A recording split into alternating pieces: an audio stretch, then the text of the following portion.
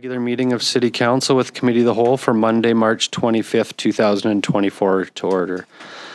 The City of Dawson Creek acknowledges that we are privileged to live and work on Treaty 8 territory in the traditional home of the Cree, Danazé, Saulteaux, Sicanee, and Slavey First Nations. We value the Métis people that live and gather here. We commit to upholding the respectful relationships these nations have built with the land, and we acknowledge our responsibility to carry that forward today and into the future. First order of business is 2 delegations. 2.1, we have Chief Trevor Makadahay and Shona Nelson, band manager of Doig River First Nation, in attendance regarding the proposed reserve creation, Dawson Creek Urban Reserve. So welcome Chief and Shona. They're both on Teams. So Shona, can you hear me? Yes, I can. Okay, good morning. Good morning. Well, there you are. And is Chief Makadahay? He is supposed to be joining us at 9. Okay. And so he's probably just trying to get on. I'll just give him a quick text. Okay.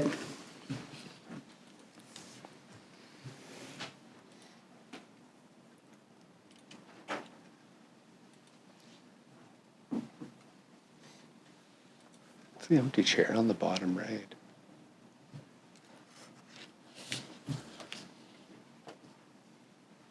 Here.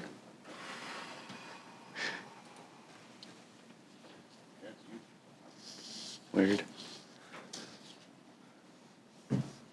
Ashton, is that bottom picture what they're seeing? Like of a... Yeah. No. That's our office. No, that's here. Yeah, I know, but it's empty chair, so it's just kind of look funny.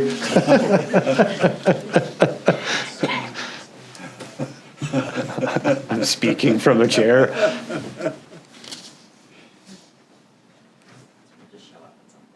Yeah.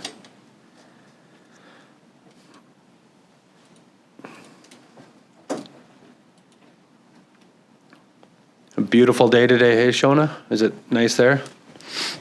It is actually. It's a little bit of frost here, but not a lot. And I'll be heading out to Doig here in a bit. Okay, here's Chief's just going to get on. Okay. Just there he is.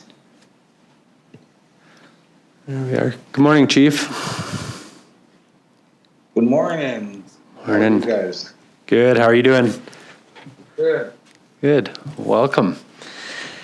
I guess we can get started. Later in our agenda, we received a letter from the Indigenous Services Canada on the Doig River First Nations Urban Reserve. So I talked to Chief Makadahay last week just about himself and Shona coming to join us, just to really talk a little bit about what that means to our community, and then really just answer any questions that council have once we get to that later. So I just once again wanted to thank both of you for attending and coming here. So I can just hand it over to you and yeah. I think I could start off first. Okay. Yeah, definitely we would we'd like to do some world cafes and open houses and things like that, just for people to general public to understand what it means for urban reserve and the pluses and the benefits to the community. There's so many different things. Plus, we're investing in the community, and it's something that we do see that we could prosper as a community and build our relationships as well. And we want to do business in Dawson, and we're coming into town. So there's other technical things that will probably be better to answer because she's been dealing with most of them for the ATR process. So I'll let her take over. Okay. Thank you, Chief. Sure. Good morning.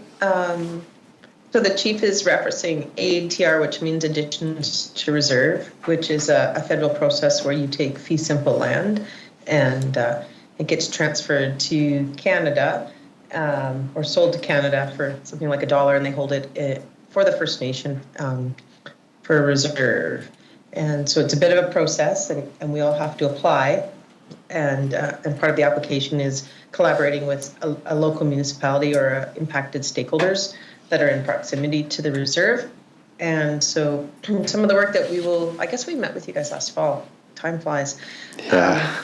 Some of the work that we will be engaging on and initiating is we work with Urban Systems, and they did a lot of work with us when we went through this process with the City of Fort St. John. So the work that we're going to be doing in the next year or two is developing the feasibility study and a highest and best use study for that parcel of land. And there's site investigations like geotech, topography surveys, environmental site assessments, which is all important to have because Canada will not accept the land if it is in poor condition, like with contaminants. It has to be clean. And then preliminary site planning, engineering design, cost estimates, phasing, and then and while this is kind of the technical stuff, but while that's going on, we're currently building out our community engagement plan for the site with Urban Systems and working with your team on an MOU and the municipal services agreement. So typically, like the MOU is just a memorandum of understanding on how we're going to work together generally. And it's not necessarily limited to site servicing and provision of water and sewer and those type of services, but how Dawson and Doig want to work forward on and it's really aspirational how we will work forward on a goal for the future. And then the technical agreement, which is a requirement, is the municipal services agreement, which is really an arrangement that just identifies as the services that the City of Dawson Creek will provide to Doig River and what Doig River will pay for them. Like in lieu of taxes, we will pay a fee. And we'll go through that process with your staff and your CAO, and we'll get to that point at some time in the next year. But it's a bit technical, so we plan on doing some information sessions for your team at Dawson Creek because it is new and it takes a bit of time to work through it. It's not complicated, but it's a new thing to learn. So that's the big part of what we will be working on in the next 18 months, and hopefully Canada will resource their staff so this parcel can convert expeditiously like we did with the City of Fort St. John. So I think that's the technical, not so sexy part of what we are doing here. But if you have any questions, happy to answer them. Okay. Thank you, Chief Makadahay and Shona. I'll open it up to council first. No. I have a few. Maybe I'll just jump in first, actually. So a couple, so I remember when we met in the fall and we went through this and you said it takes quite a while and it's a couple year process. So to get this letter right away, it threw me off a little bit because it seemed a little quicker. So I guess there's some asks in here, technical comments. Are we working on a service agreement? I think those things we're aware of, but what's the next step after this? So like once when we deal with this later, if we, send a letter back accepting all this, then it goes back. So what does that process look like after that? Mm-hmm.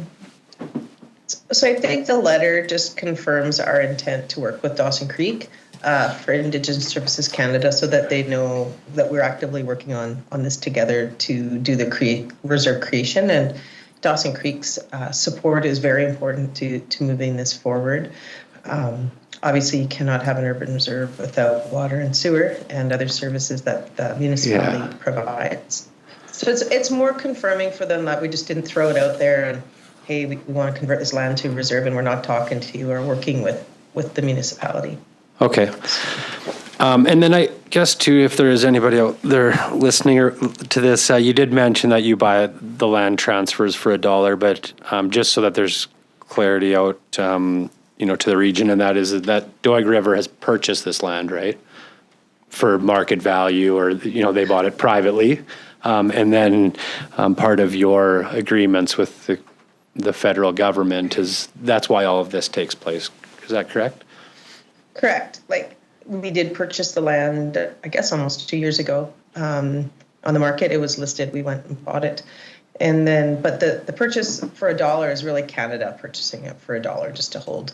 So they're technically buying it from Doig for $1 and it's held in reserve land for forever.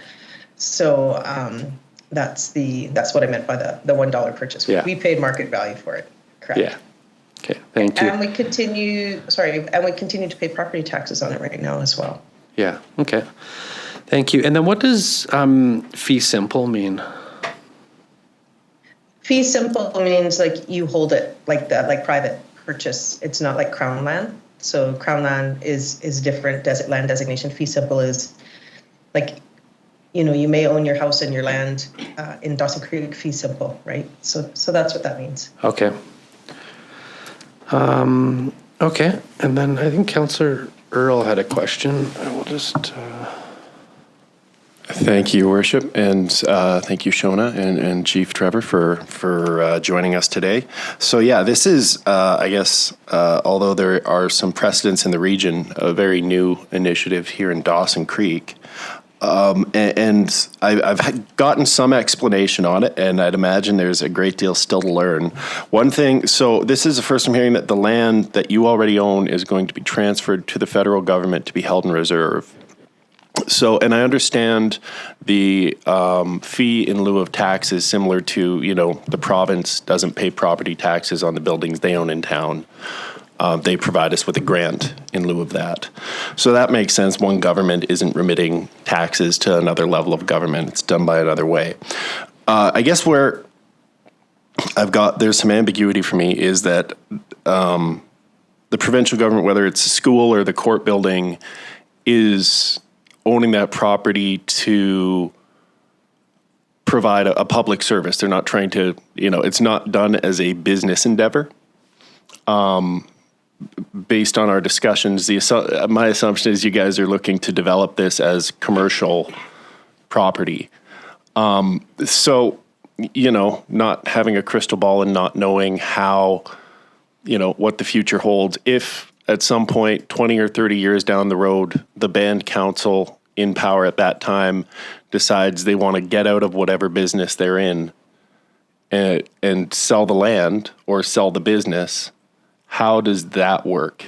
And I don't know if there's any precedent. I'm just curious as to whether or not, just because it is a business, not necessarily the court's building. So, For sure. I had a similar question actually from Councillor in Fort St. John a few years ago, and I'm not aware of any precedents for reverting back doing the opposite. However, the land isn't. The intent of the land is to facilitate investment in the city of Dawson Creek for commercial purposes. You are correct, which is different than providing public services for our clientele there at Doig on reserve at IR 206. So that's where a hub of our public services offered. Although in Fort St. John, we'll probably have a lands governance office there as well and some service provision and health. But to answer your question, I'm not aware, but it's something that I can definitely look into. I think, because it's a big committed process to convert it to reserve, the chances of it reverting back or the council's intent, I would think are pretty low, right? But not to say it couldn't happen because we don't have the crystal ball, but I would assume that there's a process because there's been other agreements done in Canada and it's probably just not frequent and we just haven't seen it or experienced it. Yeah, and I don't imagine, like I said, I'm trying to forecast 30 years out into the future if, business turns out not to be profitable and you guys decide it's something you want to get out of or something, I just want to, right now we're looking at a situation in town where we've got a lot of land which is not able to be developed because 30 or 40 years ago, the environmental standards didn't require, so just nobody has a crystal ball, and I always try to bear that in mind as I look at new endeavors. But otherwise, very excited to hear more about it. Yeah, and I think as follow-up, for Doig, and Chief Makadahay could probably say it better than me, but, generating our own source revenue, either through industry agreements or arrangements, through work on the territory or revenue sharing agreements with the province, or a third stream for us is commercial investment. that's been Doig's goal, is to be, financially independent from federal government funding.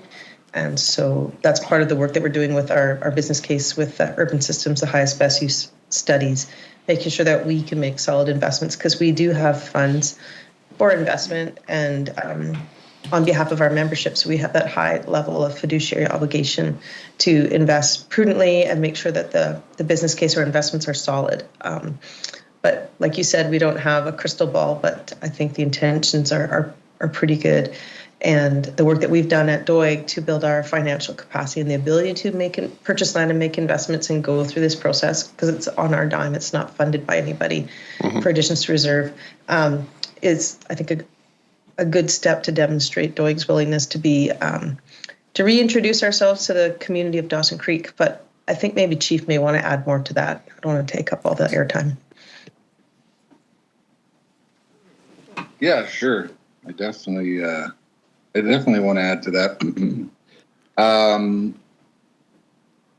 It's important for Doig, especially because of our seasonal rounds in the past and a little bit of our history and stuff like that with Dawson Creek, and especially with Pouce Coupe and the first hospital and the first in the 30s. That's where they used to go and spend some time in jail time if they were if they were bad fellas. But there's a lot of history of our people in Dawson, and we're basically coming home again.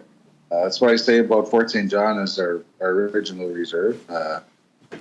But there's going to be best use studies, and we're gonna try and make sure that we have the best information and do the best commercial projects and ventures that we can have at the time, I guess. And if things change, I think we're here for the long haul, and we want to be part of Dawson as well, and in the region. And we built a lot of relationships with industry and municipalities, and I think we're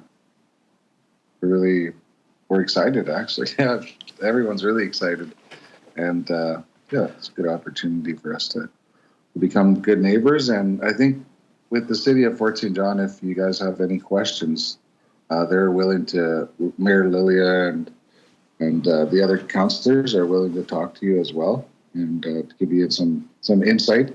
There should be a seamless, you won't know that you come onto the reserve besides the signs and, a few things like that. But, like bylaws, everything should be, there won't be any burning barrels and things like that. So, everything will be seamless. It should be with your bylaws and things like that. We should just transfer them over, and it's pretty. It's exciting. We've already done it with City of Fort St. John, so it'd be nice for you guys to talk with them and see firsthand. But Dawson looks promising to us in the future. That's excellent. Thank you. I think we're excited about it as well, and I appreciate Doig and both of you for just your willingness to to educate. And I know I was talking with Chief Makadahay last week, but just about this process and how Dawson. This is all new for Dawson, so there's some unease around. Things that have come provincially and federally, like some of the community is not sure what to expect, right? So I know Chief mentioned that he mentioned today about coming down here for coffee and meetings, but just how you really want to be part of the community and come down and educate, and so everybody understands it. So we really appreciate that, and appreciate the relationship we've built so far. Doig is definitely a leader in a lot of things, so we're excited about you coming to our community, and we look forward to working with you as well. So thank you. Thank you for inviting us. And if some of you get on the get a bit of time in your busy lives and you want to just kind of Google some successful urban reserves, there's a really good example down in Chilliwack, between Chilliwack and Shackton, and it looks seamless. And during COVID, I think all the businesses that were located on the Shackton lands actually were very resilient. There's been some case studies done on that through the First Nations Taxation Commission, and there's a series of videos and whatnot. But I think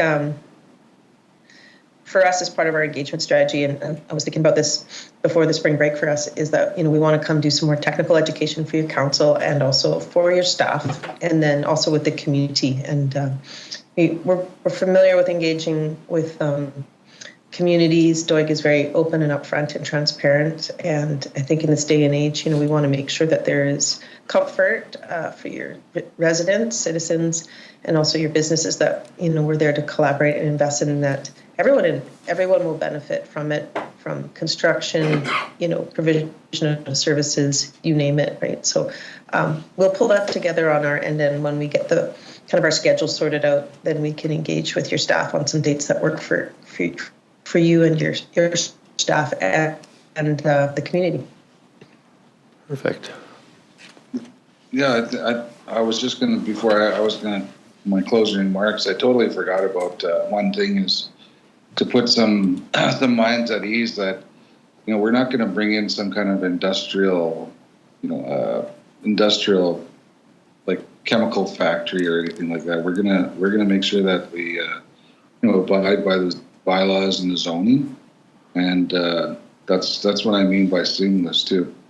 If that's a commercial retail, that's a commercial retail area, and that's what we're definitely going to be working with the city. And you don't want to have a bad neighbor, and we're definitely we're just in for a good relationship, and we want to work within the laws too. Thank you. Yeah, you're welcome. Thanks, Chief Makadahay, and thanks, Shona. We thanks for coming in, and we look forward to what the future brings. So thank you. Thank you.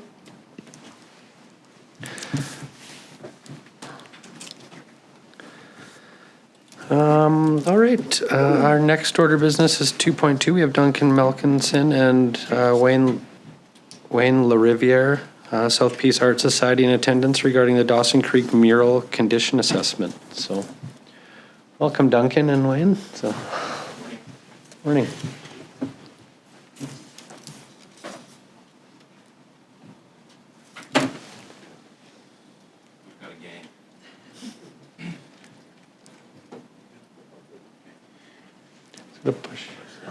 No, there we go. Yeah, there you go, Duncan. Yeah, good morning, Your Worship. We're very, very pleased to be here this morning.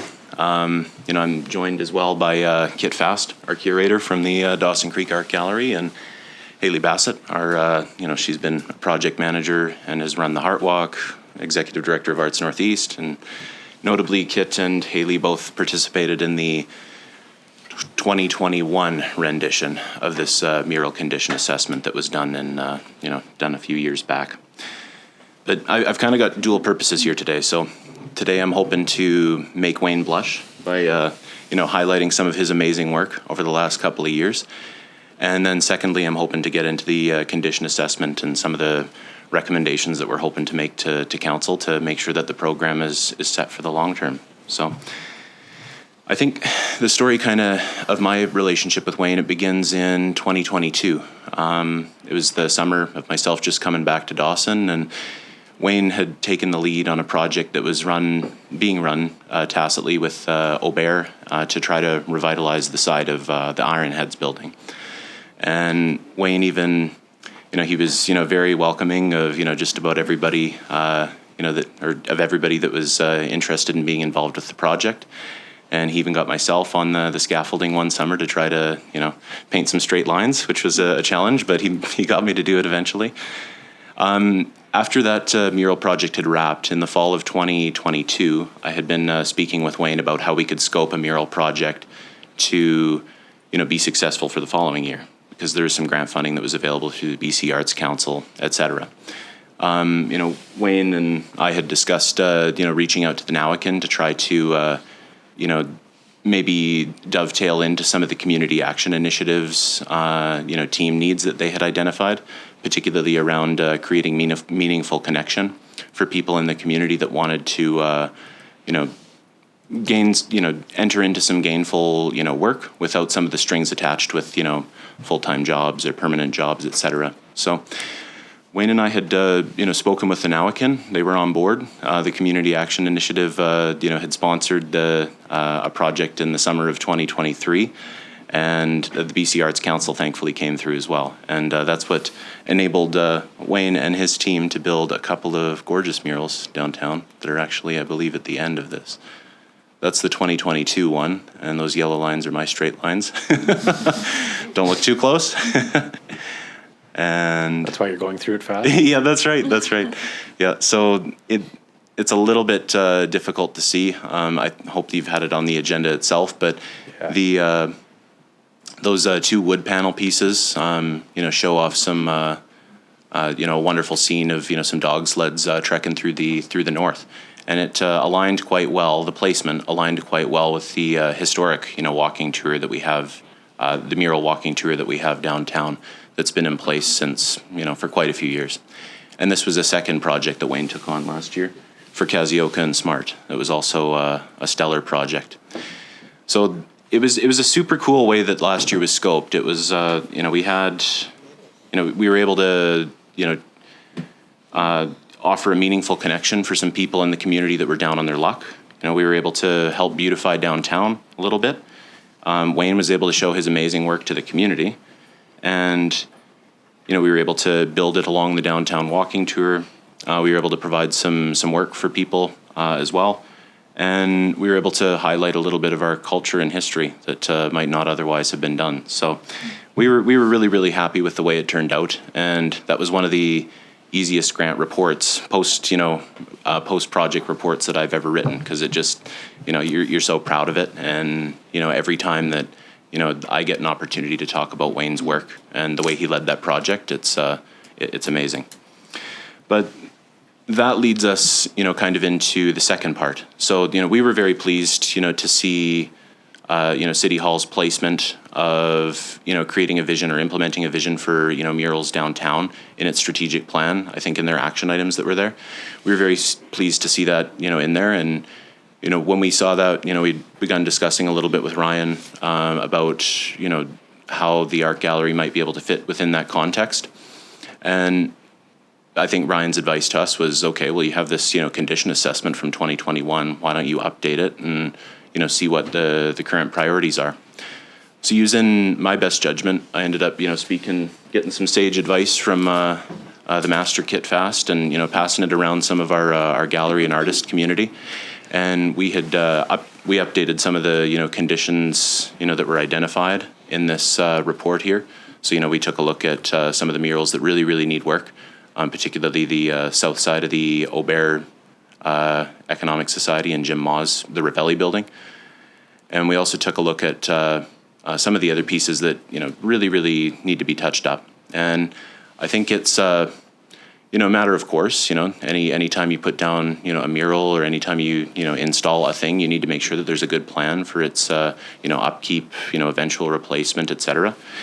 And that's where the judgment comes in. Because towards the end of the report, we've got what we feel is the best way to proceed with success for the plan for the downtown mural program in the long term, and we've got some recommendations on which things we feel we can remediate, fairly quickly, over the next few years. There's a little bit of a catch-up work or a little bit of TLC that we need to do on some of the murals that are downtown. So I'm just looking through my notes here. So there are a few variables. I guess I'll talk about the agreement. So there are a few variables that can influence, how exactly you'd, tackle a particular mural. There's the size of the mural, scaffolding, availability of artists. There's a lot of different, questions that, we encounter as we, take on the work. And there's a few things that it might be nice to get, decent clarity from City Hall on, particularly, questions about, funding for the long term, or questions about site selection, or questions on, what thematic guidance, if any, might come, downtown for those murals that we do have downtown. So, in our view, we figured that it would be good to, made two recommendations towards the end of the report. So number one was basically that we work with City Hall to do a little bit of catch-up work that's identified in Schedule B of the report. So that's got the Rebelli building in year one and one new mural to meet council's, goal of trying to, add to the, stock of what we have downtown. Again, I hope I'm not mischaracterizing what council's, goals are. Then the following year, we'd want to work on the Aubert Economic Society building, et cetera, et cetera. And the second recommendation that we had was for, a bit of an agreement, to be struck with City Hall and the Art Gallery, a multi-year agreement that basically takes what we feel would be a prudent figure to allocate or set aside each year that we could use as the basis for revitalizing or maintaining the mural stock over the useful life of all of the murals that we have.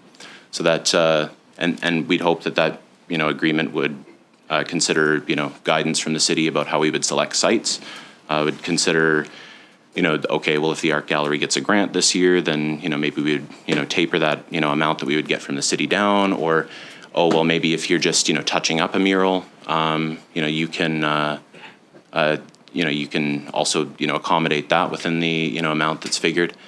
And then we also had, and we were also just hoping to make sure that we had the scope right for, whatever kind of context, City Hall's contemplating for revitalizing downtown as a whole. We want to fit well into whatever those plans are, and we want to be a good partner. So that's really what's behind the two kind of recommendations that we've gotten there. At the end of the day, though, we are committed to working within whatever, council or City Hall's budget is. We want to make sure, like I say, that we're a good partner and that we're doing our part to, promote arts and culture in Dawson Creek. So that's most of the prepared remarks that I'd had figured for today. But yeah, we're really excited about it. I'm really appreciative of the opportunity to, speak highly of Wayne and some of the amazingly talented artists that we have in this community. And yeah, we look forward to talking about different ways that we can make sure that the mural program is set for the long term. So thank you. Perfect. Thank you. Thanks, Duncan, and thanks, Haley, Kit, and Wayne, too. It was nice meeting and talking to you this morning. And really just a thank you for, the work that you're doing down there, because it's, the two additions in the last couple of years, it's definitely a huge asset to our community, and just that feel and how it makes it just, I don't know, it's just something new, right? And it's art, and it's, it just brings it to life. So just really wanted to thank you for taking the time to do all that. So thank you. I'm going to open up to council if there's any questions. Councillor Apollonio. Okay. Thank you, Your Worship. Good morning, Duncan, and of course, good morning, all. I saw of course, when they came here in 2009, this is the first time that it struck me, the paintings or the murals on the road, especially at downtown. I know, I think the ask is, for example, like if the city could also put a budget. How about, for example, approaching the different businesses to be part of this mural thing? At least they will be more responsible. It's also a promotional or business advantage to them, because they will put their name there, for example. So at least it will also be involved. We are involving everyone, like the different establishment, and of course, how about also, I know when, of course, the rest of the artists are doing a lot of great works. And of course, I think, may I suggest also to tap the college, for example, for some new artists as well, like from other countries or other backgrounds. So at least it will be more diverse in a way. So those are my thoughts. Thank you. Through your worship, those are some fantastic suggestions. Working with businesses has been a, component of the program for, I can't speak, back to 1999 when the program started, but it's been a component of the program for a long time. Particularly, with Chances, with Hug a Mug as well, we saw contributions from the, property owner as well, and it's our hope that that's something that could factor into, potential agreement as well. But I think the idea here is that we want we want to, put a plan to paper, to say, okay, well, if we are very successful in, obtaining, external funds, amazing. That decreases, any kind of, contribution that would be needed from City Hall. But at very least, we do want to make sure that we've got some pen to paper that says, okay, well, over the long term, we don't want our murals looking, we don't want our murals to get in a rough shape. So, we want to make sure that we've got, okay, this one next, and then that one the year after, et cetera, et cetera. So, and on cultural or, unique kinds of, or new kinds of community groups that we could reach out to try to obtain talent, absolutely. That's something that we're actively searching for. And if you have any referrals, we're down. But talking with the college is an excellent suggestion too. Thank you. Thanks, Duncan. Councillor Sudnick. Thank you, Worship. Thank you, Duncan. Thank you for the presentation. The murals are cool, and Wayne as well for the artistry on that. I didn't really realize how many murals we actually had in town until you put it in a presentation. But they're all on private-owned property. So what's the uptake from the current building property owners with rejuvenating their property? Because that kind of seems like, that would be the first place to start with their uptake on that. Any comments on that one? I think the inception of the program did have, heavy contributions from City Hall in the first place. Like it was the inception from 2000 and 2001. I don't have, detailed, revenue lines from, back then showing exactly what the private versus the public contribution was. But these murals were made possible originally by, City Hall, paying a couple of, dollars to support for the grant, for the art gallery to then scaffold into grants and other, modes of funding. So it is a benefit to the property owner, but I think, going back to the, history, that it ends up making it a little bit more muddy. And that's, again, something that we would hope to clarify via, an agreement where we would say, okay, well, what's fair to, what's fair to determine a new site, or, what in the event that, we didn't get, a proper amount of contributions from a private property owner where we, might not want to, continue a mural, that kind of thing. So it's, it does end up getting a little bit, difficult to ascertain what the proper balance would be, but, we want to strike the balance right. Sure. Yeah. No, even in your report, some of the maintenance issues that were noted on some of those buildings, some of those murals, were still effects from, the fire downtown. Yeah. Right. And those property owners have still chosen not to maintain those buildings. So, to run in and drop $25,000 to refresh a mural on a building where the owners don't want to maintain the actual building themselves, those are bigger discussions and things to consider, I think. So, Fair comment. Thank you. Yeah. Thanks, Councillor Sudnick. Councillor Earl. Thank you, Worship, and thank you to the delegation for coming in and for your work and your passion with respect to this issue. And maybe this question's better posed to staff. I just want to make note of it while you're here, though. We do have an NDIT grant that is available for business facade improvement. I know previously it was administered by the good folks at Community Futures. I think we are now doing it in-house, and I'm not sure how much control we have over what the parameters of qualifying for that grant are. I do know that historically it has been woefully undersubscribed, so this may be, if NDIT would allow for it, a very good use for that money. Obviously, it may potentially still require some buy-in from the business owner or what have you, but I don't think that's an unreasonable avenue to look into. Anyway, I guess maybe that would be better discussed under Mayor's business, Kevin, or do you through to staff? So through your worship, Tab was just let me know that I believe one other business downtown did receive some money through NDIT as part of that program to help with their mural. So it's obviously something that's been done and could be done. Good. Yeah, I think it's used for that, anything to enhance the exterior The facade, of the building, so. facade of the building. So Yeah, so. opportunity. Yeah, something to bear in mind as we make some plans is, anyway, thank you once again for your time here today, and look forward to the next steps. Thanks, Councillor Earl. I had a question just around when you're going through like the old murals. I remember seeing them when they were getting put up, and there was always seemed to be a theme to them back then. Is there, is that part of the plan too for the future? And, you know, then Councillor Apollonio talked about like, we have a very diverse culture in our community, very multicultural. So I like that idea of like, you know, of bringing some of that in. So is there a theme like on, I know these two are, they're both beautiful artworks with different themes to them, but is there a bigger theme? In prepping this reassessment, I'd seen some documents from, you know, going through the old files at the art gallery, some documents from around 2000, 2003 that did have some discussion between, you know, council and the community group that was, you know, working with the art gallery to do it, around, you know, a lot of the murals being highlighting the history of Dawson and, you know, kind of the mile zero aspects. You'll see like a lot of the older ones that we have in place, you know, highlight Trail to 42, et cetera.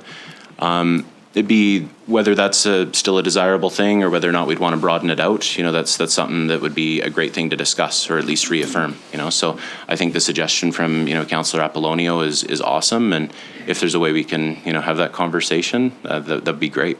Yeah. Yeah. Perfect. Excellent. Okay. If there's no more questions, I think it's pretty clear on here in the two asks, and I know that there is some things already that the team at the city have been dealing with, but I mean, the two main ones is the plan for 2024 to 2028 is the ask to us, and then just to work with the city to create a multi-year service agreement with the gallery. Those are the two main. Those are the ones. There is a hint in there about a public art policy. If Charlie was here, I would wink at him right now. But basically, it's just there's been conversations that have been, you know, going on about you know, art in the community generally, public art over the whole community. But I don't think we're quite ready for that yet. So It's just those two requests at this point. Okay. Yeah. Perfect. Well, thank you again for coming in, and yeah, have a great day. Appreciate it. Yeah, you bet. Thank you. Sorry, Kevin, you didn't want to. Okay. I didn't ask you on either one, so I apologize.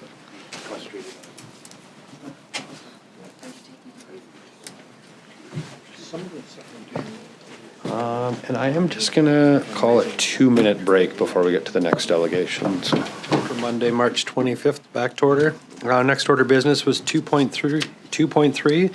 We have Don Pettit with Peace Energy Cooperative and Lukas Armstrong with Stand Architectural in attendance regarding the solar energy option in public spaces. So welcome, Don, and welcome, Lukas. So excellent.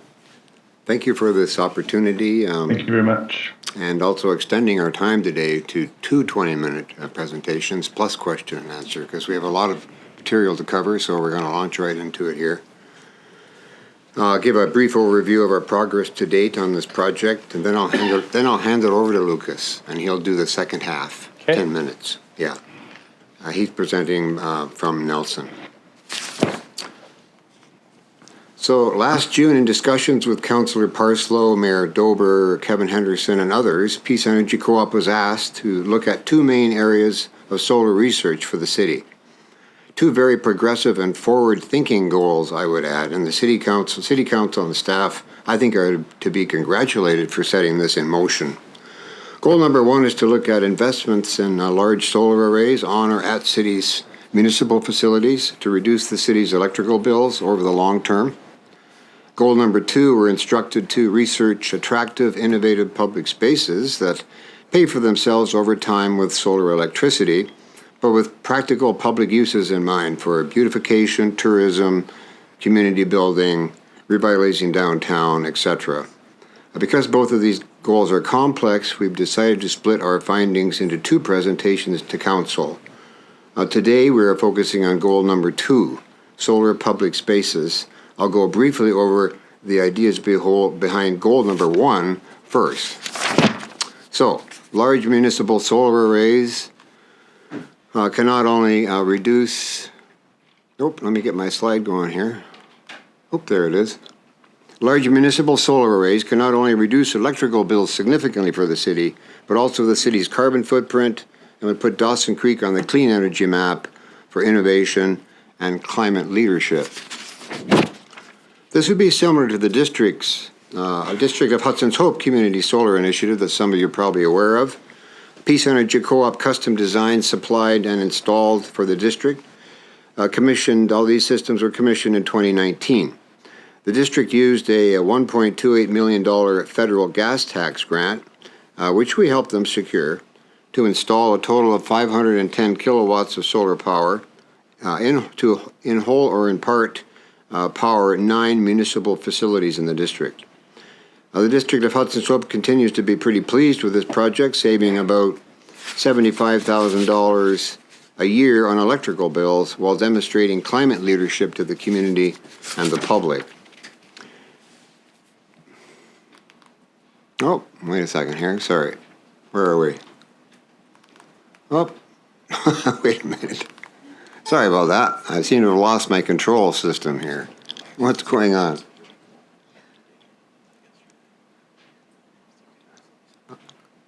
Okay, 1, 2, 3. Here we are, I think. Okay. Peace Energy Co-op has the operations and maintenance contract for these solar arrays for the District of Hudson's Hope. So we remotely monitor the arrays from the Dawson Creek office. And once a year, we visit Hudson's Hope and make any adjustments needed to keep them in top operating condition.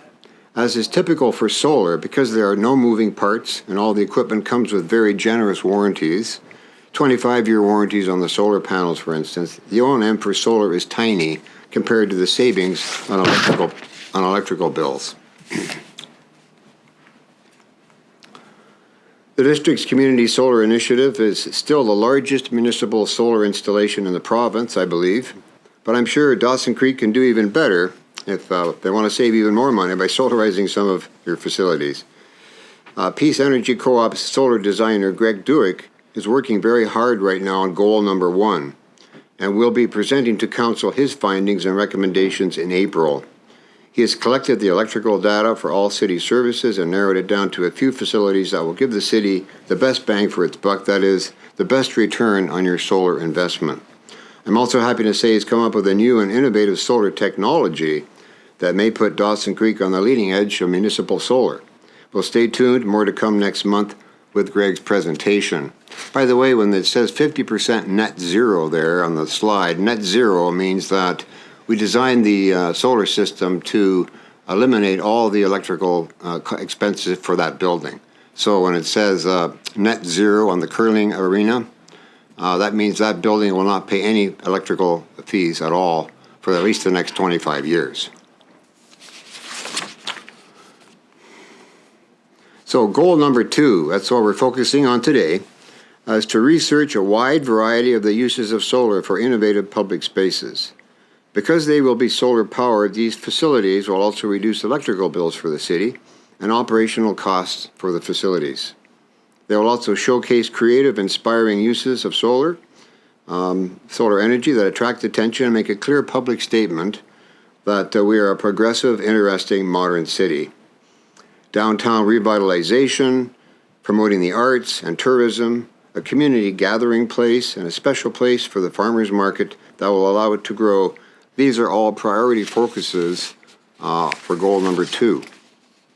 In our research, we've looked at a wide variety of solar public spaces from around the world. I'll quickly run through a few of our discoveries.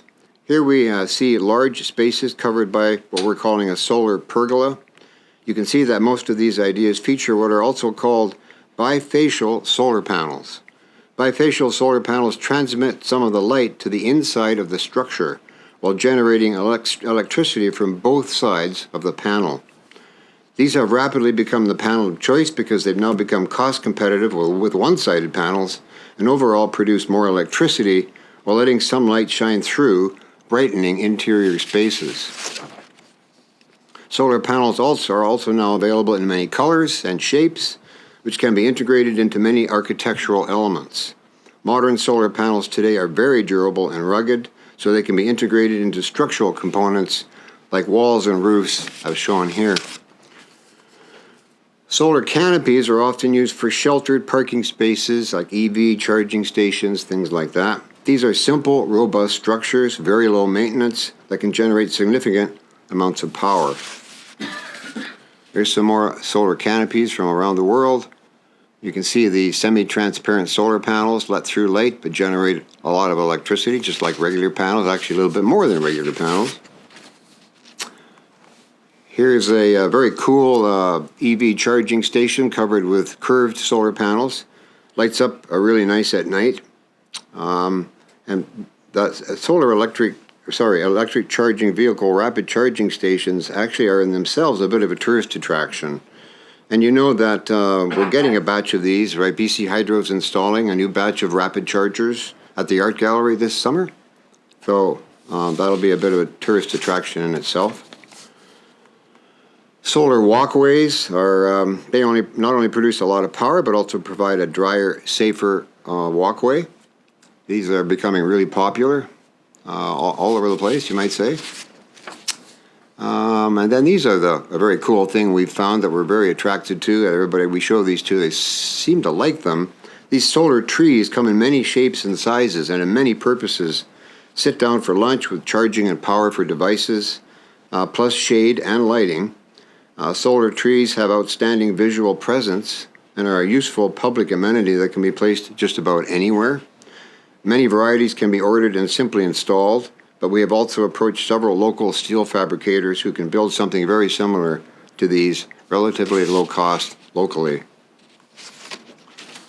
So we were asked by the city to look carefully at three main areas for a unique solar public space. One was City Hall. Here's a very rough layout for the front lawn. Remember, these are just conceptual ideas.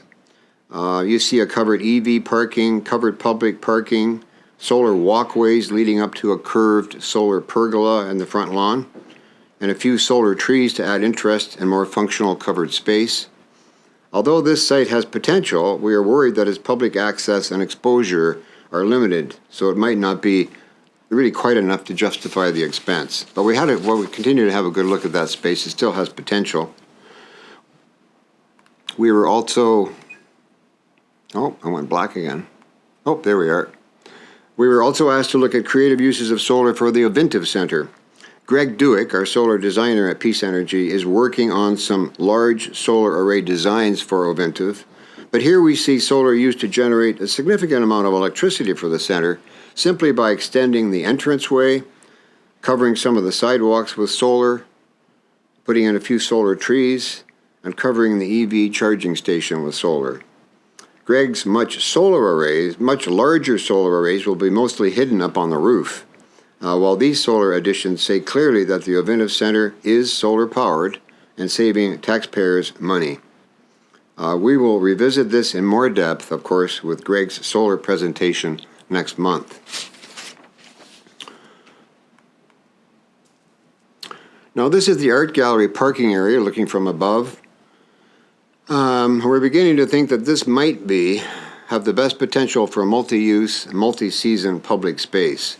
It has fantastic solar exposure and public exposure, easy access to downtown for business and tourism, and many other advantages that Lukas Armstrong, as we will outline when he continues here shortly. But to be clear, we're only looking at these at a conceptual stage. What a multi-use, multi-season public solar space will look like and where exactly it will be located will be determined in the feasibility study that, with permission, we will embark upon next. That's part of our ask. We will have had consultation meetings. We have had consultation meetings with both the Art Society and the Farmers Market Society, and we understand that this is a wonderful area for the market that has many advantages. Clearly the farmers market can be much more than it is today if they have a proper place with shelter, power, lighting, washrooms, etc.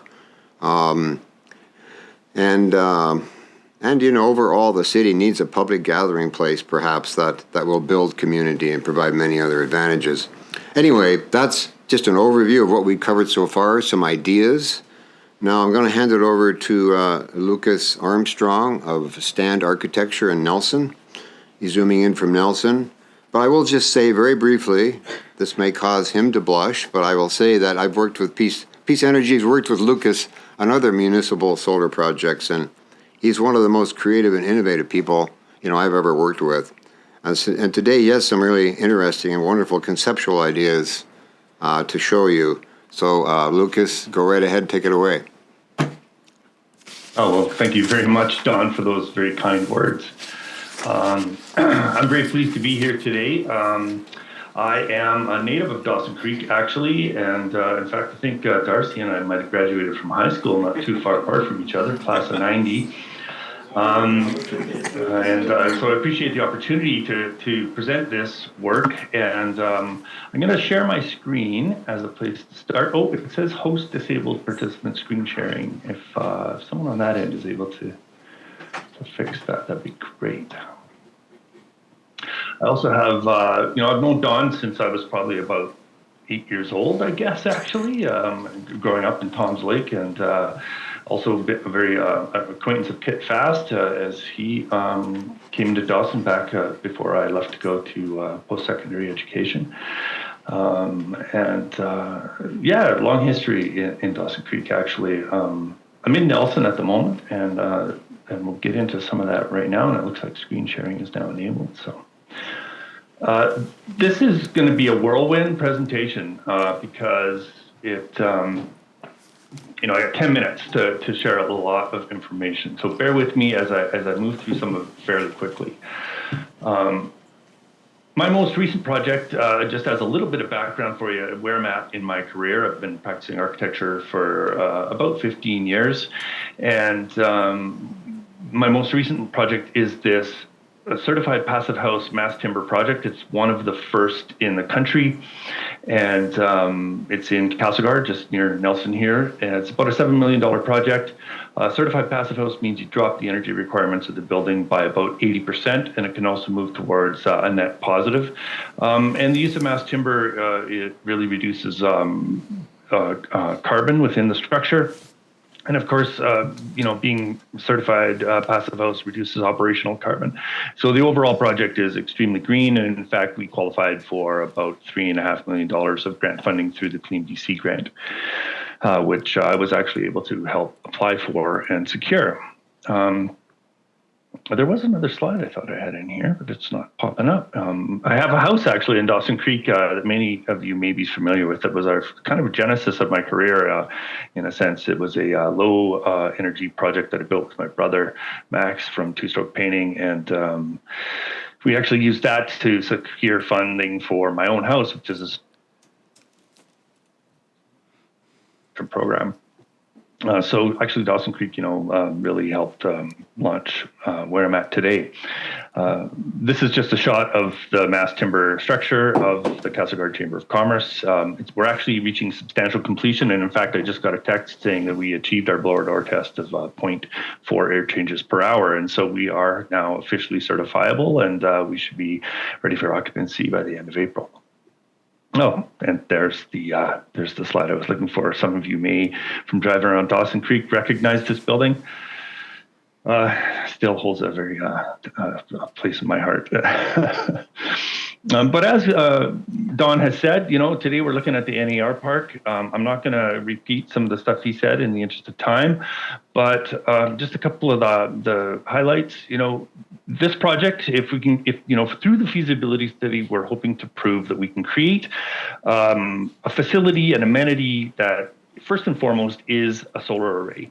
A solar array requires structural support systems, and then, what can we use the space under that structural support system for, and how can it benefit the community in greater ways? And as we move into this, and through my career, I've seen that, what we really need to try to do is layer a multiplicity of uses into public projects so that we ensure that they're getting used as often as possible. If we were to only build a farmer's market, there's the potential that maybe you would only get 20 to 40 to 60 days of use a year, depending on how they use it. We'd like to see this thing, we should create something that's going to get 360 days a year, or 300, or, moving in that direction. And in the process, looking at this site and within sort of the strategic priorities of the city, wanting to support tourism and wanting to support downtown revitalization.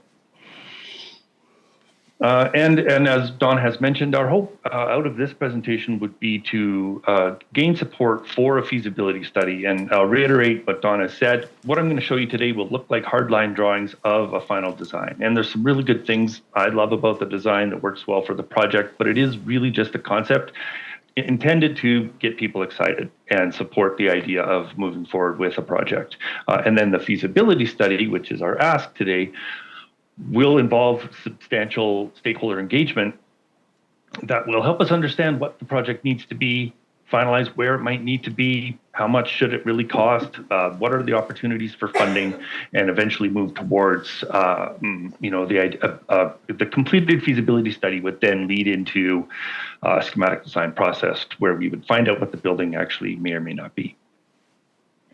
You're all familiar with the NER site, and I won't spend too much time here. The attributes of it, very close to downtown. And it could be part of this cultural campus, which includes the museum and the art gallery. Unfortunately, it is very public and on Alaska Highway and 8th Street. And there's wind and there's dust and there's noise and, some trees have been planted, but maybe not a lot of relief from the environmental aspects of the weather there. Fortunately, it is well serviced with all city services as needed. One thing that always comes up in the project, in every single project, is parking. How do we deal with parking? And we understand that this lot is well used for parking and other kinds of support activities. But we hope that through the feasibility study, we'll work with the city, engineering, et cetera, and try to understand, what other approaches to parking can we develop if we do decide to use this site. And again, that's not a given, but we will be looking at other sites. But if it turns out it's this site, can we solve these issues through creative solutions? And as I mentioned previously, maximize the use. What could be in a building like this? A main hall, washroom, storage, ticket booth, concession, and other aspects that kind of create really a very flexible space. And then within that, farmers market, private and public event rental, performances, casual hanging out, it creates an environmental, this structure could be an environmental separator where, we get really beautiful sunny days in the wintertime. But it can be windy, it can be cold, and can we create a space that's kind of a third space? It's not a tempered space, but it's environmentally protected, and as you'll see as we get into the design, potentially some aspects of a greenhouse, and creating really a very nice buffered space. And then, through the feasibility study, finding out what else can we layer into this building to really give it a multiplicity of use. Ideally, it's a clear span building because that is supportive of a multiplicity of use. You don't end up with a column grid that's getting in the way.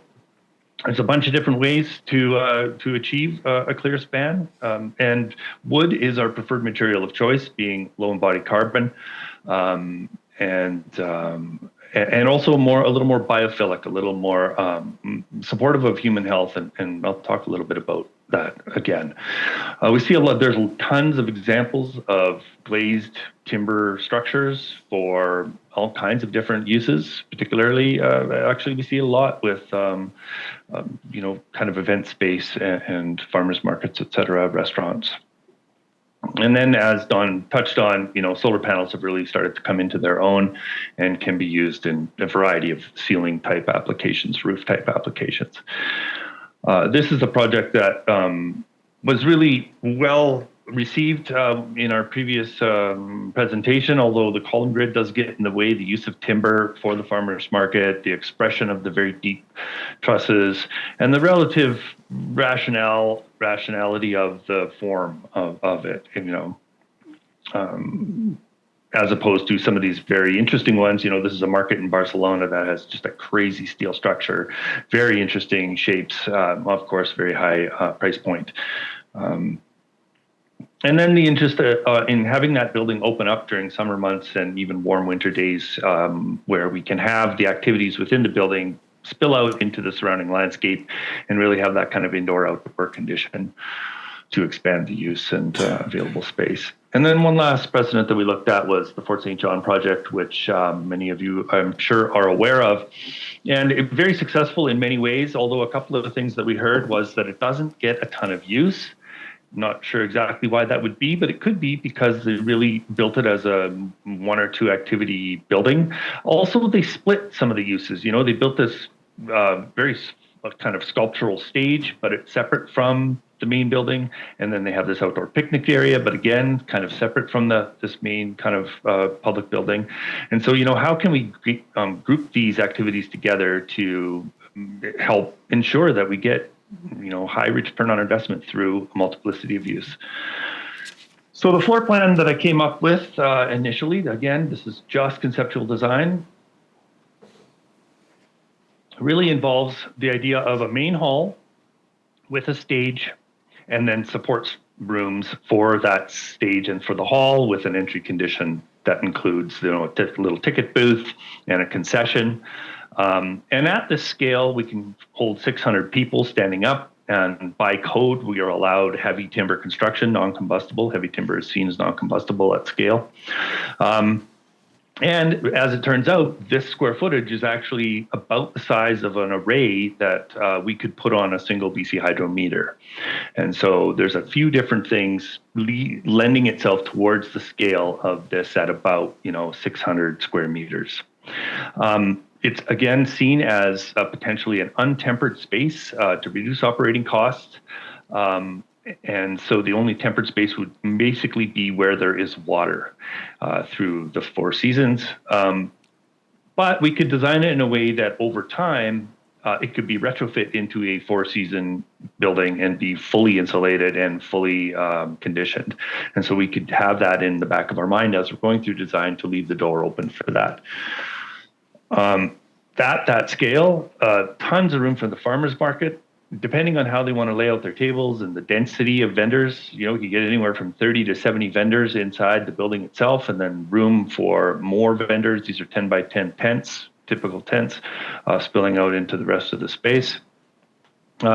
Also left, you know, some ideas of site design with the ring road running around the building and being able to access it from all sides and have kind of a loading zone at the back next to this kind of, maybe I'll go back a screen, just, you know, having maintenance and storage. That maintenance and storage leads into a bit of a green room that supports the stage. They have their own bathroom. I mean, these are just conceptual ideas, but we're trying to make sure that we have all the pieces in place that allow for easy use and low operating costs while generating the most of its electrical load. So, well, actually far surpassing its electrical load requirements.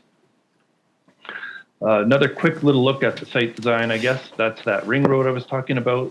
You can wrap around the building, get a little bit of loading at the back. Perhaps there's garbage up in the northwest corner, maintaining access to all existing circulation on the site and also leaving space for the EV chargers. And so the site start. Of course, it would be lovely to plant a bunch of trees, shrubs, bushes, etc. That would create shading and windbreaks and et cetera. So the roof of this potential building at 600 square meters, combined with the EV chargers, would put out about as much power as used by the Kin Arena. And the EV charging station alone put out the annual power demand of the art gallery. So there really is significant power generation opportunity on the site. So conceptual design, you know, first sort of crack at it. And so as we move forward into a feasibility study, we just kind of table this and go out and do genuine, deep stakeholder engagement and have it lead towards a feasibility study that will inform a schematic design process. And the final project may or may not look anything like this. It may or may not be here, but this is, you know, a vehicle for thought, a vehicle for investigation.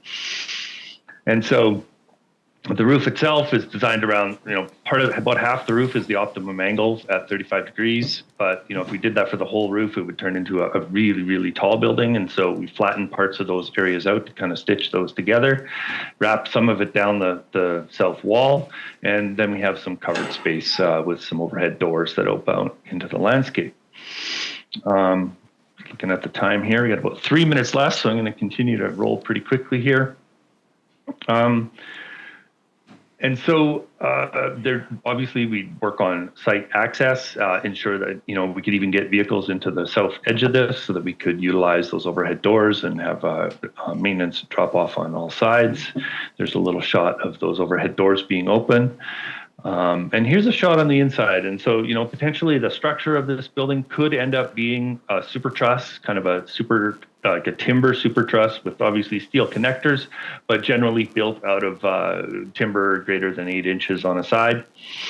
And as you can see with the semi-transparent solar panels, we end up with some really beautiful light qualities, as well as environmental tempering, and even to the point of seeing, it wouldn't be surprise me to see on a -5, -10, -15 day, we might see above 0 temperatures in here, and on a -5 day we could see 15, 20 degrees in here theoretically, but that would all get worked out in the engineering stage. Lukas, one nice thing about sorry to interrupt. I just we did see the presentation, and we're just getting a little tight for time. But is the remainder of it, is it on the concept of the structure? Because right now we're, I guess as a city, this is new to us seeing this. So, Sure. Yeah. I think if the rest of your presentation is just kind of on the design, we could probably go through that a little bit quicker, because at the end of the day, we have to determine whether this is even a direction we're going to look at, and then we would get more into that. So I didn't want to interrupt you, but we are at, I think it's been 28 minutes already, and oh wow, okay. Yeah, not that you've been speaking, but in overall. So I didn't want to cut you off, because if there's some other critical things that you wanted to touch on, you could do that for sure. I don't think so. The last one was just around the airflow and how we could naturally cool the building on hot days. But then we're there. And so, the intention is, the ask is the potential to do a feasibility study to see if this community hub is something that the city would want to investigate. Yeah, okay. Well, thank you. And I knew I recognized your name when I was going through the agenda, so it's been a while since I've seen you. So so welcome here. And thank you both for the presentation. Like I said, this is, I have had some dialogue with Don and his team in regards to different parks and stuff. This kind of building thing is a new concept, that this is the first time we've seen something like this. So that's why there's going to be a bigger conversation to this and where we go. But, obviously the architectural of this is beautiful, and the design and the work you've done. So we appreciate that. So I'm going to open it up for questions from council first. And we will go from there. So any questions? Councillor Earl. Councillor Earl. Thank you, Worship. I don't have a ton of questions. As you said, some of this is new to me, and I don't have the technical proficiency to inquire in great detail about a lot of it. I do think it was very kind of interesting and broad-ranging presentation. I know we as a council have many strategic priorities that have to do with tangible capital asset management over the next several years. And we have a number of buildings that are reaching the end of their usable life cycle. And I think there's a tremendous amount of potential there. It wasn't necessarily discussed in this presentation, but similar, in the same vein, as we look to either refresh or rebuild that infrastructure, there's a tremendous amount of potential there for us to incorporate these kinds of designs into that. I'm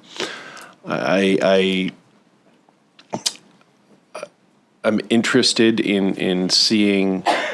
I know we've got, with respect to the museum and NAR Park area around the art gallery, certainly to see the map of the entire area from above, you realize how big that parking lot is and how much usable space there is. So I appreciate that. I would be interested in hearing from the various stakeholders in there to how they think this could complement their efforts. Yeah, I mean, as I said, I don't have, I guess, council will have a discussion shortly with respect to a feasibility study, and then once we get some figures associated with the work, we can pursue the matter further, and then I'd imagine there will be some more questions. I did just, usually Parslow would do this part in the speaking, but I did want to thank you guys for coming out, and this is very interesting. It's a lot to take in. And it touches on a number of issues we've discussed, but certainly frames those in a different light. So thank you for that. Thanks, Councillor Earl.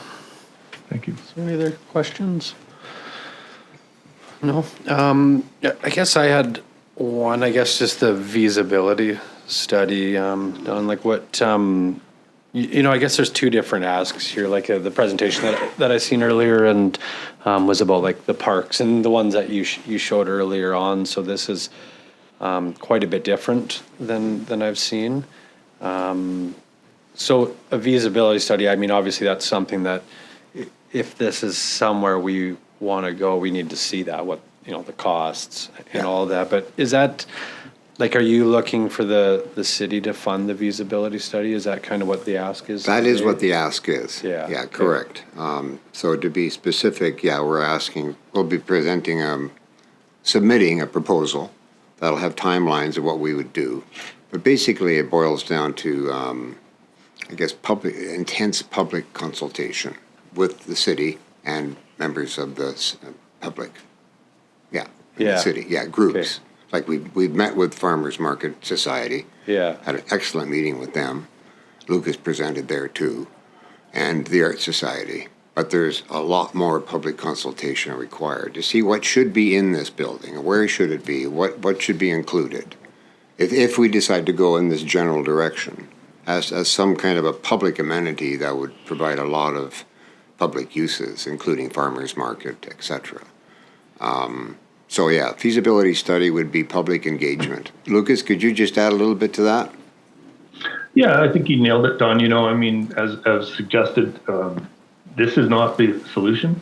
The solution, if there is one, may look something like this or nothing like this at all. And it may be here and it may not be here, but until we have really good data, and that data includes, the perspective from the city and all of the groups that may have an interest in the building, and not just as use in the general public, but also groups that may in fact be able to help program the building and get that multiplicity of use into it, as I've suggested. So, without having those, that needs to be a robust conversation that then leads to some understanding of scope and scale, that leads to potential for understanding what available funds there might be and the budget that could be worked with, and deciding determining whether or not this is an appropriate site. So feasibility study first, and if that all looks great at the end of it, and we have a kind of general direction, then there's the potential to move towards the schematic design process that would help us understand the form and character of the potential building. Yeah, okay, thank you.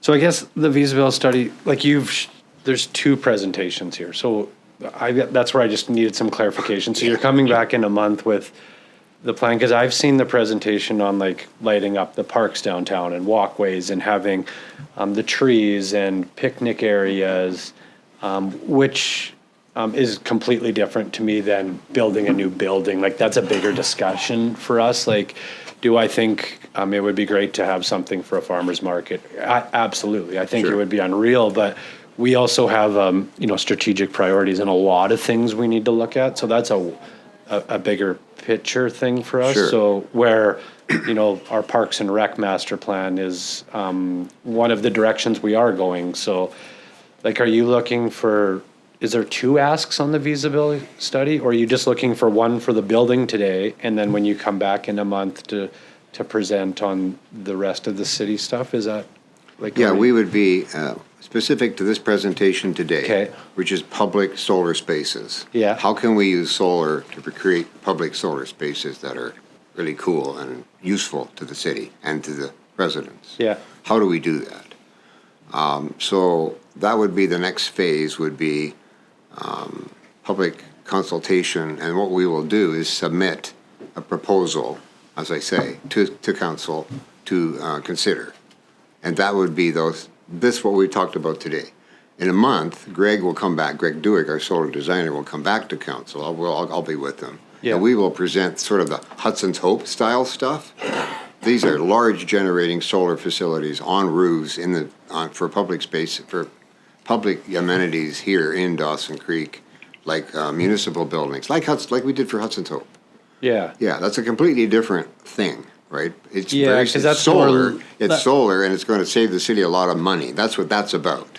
Well, and that's Right. what that's looking more about, like our longevity of our, our finances and, being accountable. Yeah. Like it's different than, this is a new thing, right? So this is something new that adds a dynamic to our community. And, Yeah, it's very this new. is about Like we protecting- started looking at just solar trees and a little bit of this and a little bit of that, and small public spaces and things like I showed at the beginning of my presentation. But it led everybody we talked to, like the farmers market, the art society, it led to something here.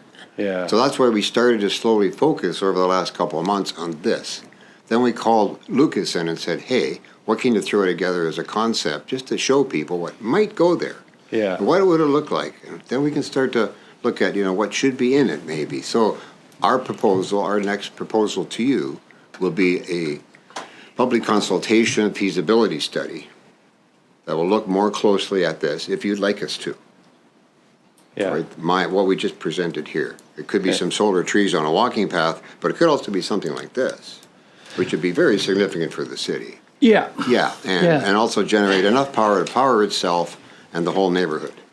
So, Yeah. That's what we're trying to do, get our maintenance costs way down, our operating expenses way down on these buildings, using solar as one of the Yeah, methods of no, doing and I it. think I appreciate that. And I think we'll talk later about that. It's just where, it's not that I was confused. It's just from our first meeting, it was about like, how do we protect our, our current city assets, put us in a greater financial spot? How can we look at different ways to get creative? And then this is different from that. I know this adds too, because there'll be solar panel, but Yeah. this is, they're just two different things, right? Yes, they are. So, That's so correct. that's where, there's a greater discussion that needs to be, had with council, which we'll have later today. And Excellent. Yeah, so. Okay, so we'll present a proposal if you'd like us to. Yeah, I think after that, yeah, the city team will give it some Let us direction on know, where give we. us some direction on Yeah. that, and we can present something in the next week or so that you can consider if you'd like us to. Yeah, no, If you'd for like sure. us to continue, basically. Yeah. Yep, no, I think that's good. So if there's no more questions, Lukas, is great to see you again, and definitely thank you for taking the time to present this to us and the time that you put into that.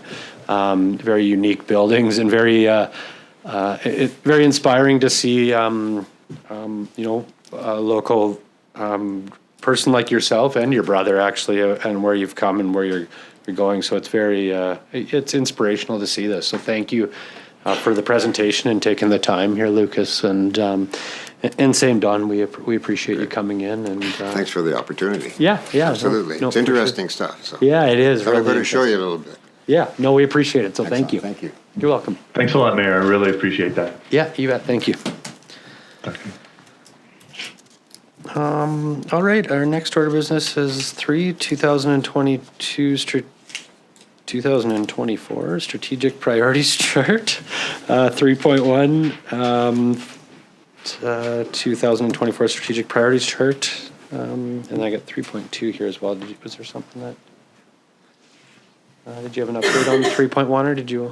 Just overall on the strategic priorities, Your Worship, I thought I'd just highlight that of interest, the three delegations that we had today all relate back to, in some form or another, relate back to strategic priorities. So I just, I thought I would highlight that, that they're in there in some fashion. So other than that, no specific updates. We will be doing an update in April, kind of as the first quarter, and give a bit of a progress to council. Yeah, okay, thank you. Any questions on those? Yeah. Councillor Parslow? The thing that's bothering me here under 3.1 is why does it have 2022-2026 underneath it?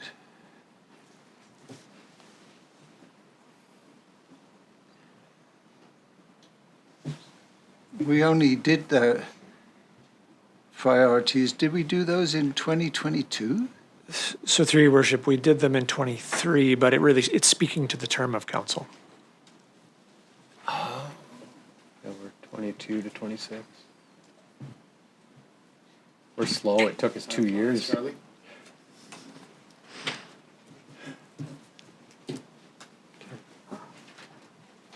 Really slow. Yeah.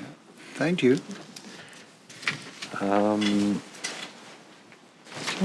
Nothing else there? No? All right, next item, I was just a bit confused because there was 3.1 and 3.2 on there. So was there something that you wanted to, no, okay.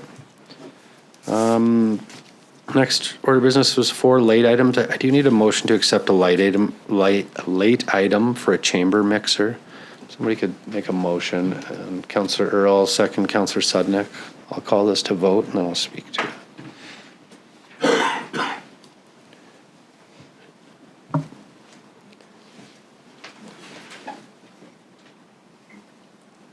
Vote is closed. It's carried. We did need 2/3, so it carried. And then what this was is just, we have a DC, the Dawson Creek Chamber of Commerce is doing mixers. So we've offered to do one at the city on April 8th, I believe it is, the evening of April 8th, to talk about our water, the water reclamation plant and our water treatment center, just to do a bit of a presentation to the Chamber of Commerce members and our communities. So we just need so that's why we need to add the late item. So is this where I would make the motion now? So I'm going to make a motion to authorize the Dawson Creek District Chamber of Commerce mixer to be held upstairs in City Hall on April 8th. So council authorizing. I have a second. Councillor Sudnick, any discussion on this? No? All right. I will call. One question. Go ahead. Refreshments and stuff we're providing, Chamber's providing. And Hence why we need to, because we're having something on a public property, a mixer where there could be wine and beer, we need to have authorization to get special liquor permit licensing. And just out of curiosity, are we paying for this out of what budget? Is that just the mayor's economic development? This motion is just for authorization to have the special occasions license up here, not about where it's getting paid from. But, yeah, but I can answer a little bit to that they charge for their ticket sales, so there'll be a combination. So, and I'm not 100% sure where the funding is coming from, but yeah. Any other discussion? I can get more clarification for you on that. All right, I'll call this motion to vote. Vote is closed. It's carried. Next order of business, 5 new councillors' business. Any in here? No. Next, 6, adoption of minutes. 6.1, minutes of the regular meeting of council held on March 11th, 2024 for adoption. Councillor Kemp, second Councillor Earl. I will call that vote. Vote is closed and it's carried. Any business arising? 8, correspondence. 8.1, we have a letter from Kuldip Gill, Manager, Program and Project Support Unit, Indigenous Service Canada, received on March 1st, 2024, regarding proposed reserve creation, Doig River First Nations, Dawson Creek Urban Reserve.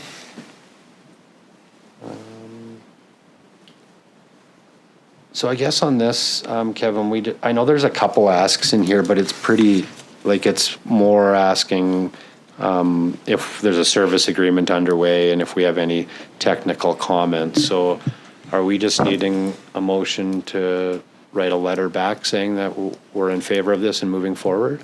Yeah, so through your worship, what we would need is council's direction. If they are in favor of moving forward, we would get that. And then we would as soon as we start discussions with Doig, we'll send that letter and stating that we have council approval and that we've initiated discussions with them. And that's all they need. Yeah, okay. Thank you. Would somebody like to make a motion? Councillor Parslow? I move that we authorize staff to respond to this letter that we are moving forward with this project. And that's all that's needed, isn't it? Thank you. Do I have a second? Councillor Sudnick? Any discussion? I think that is pretty much all that's needed. I don't, unless you see anything else, Kevin, that covers everything. Okay. All right, I'll call that motion to vote.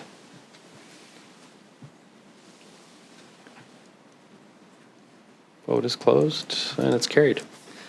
Next, 8.2, 2024 Union of BC Municipalities Membership Invoice.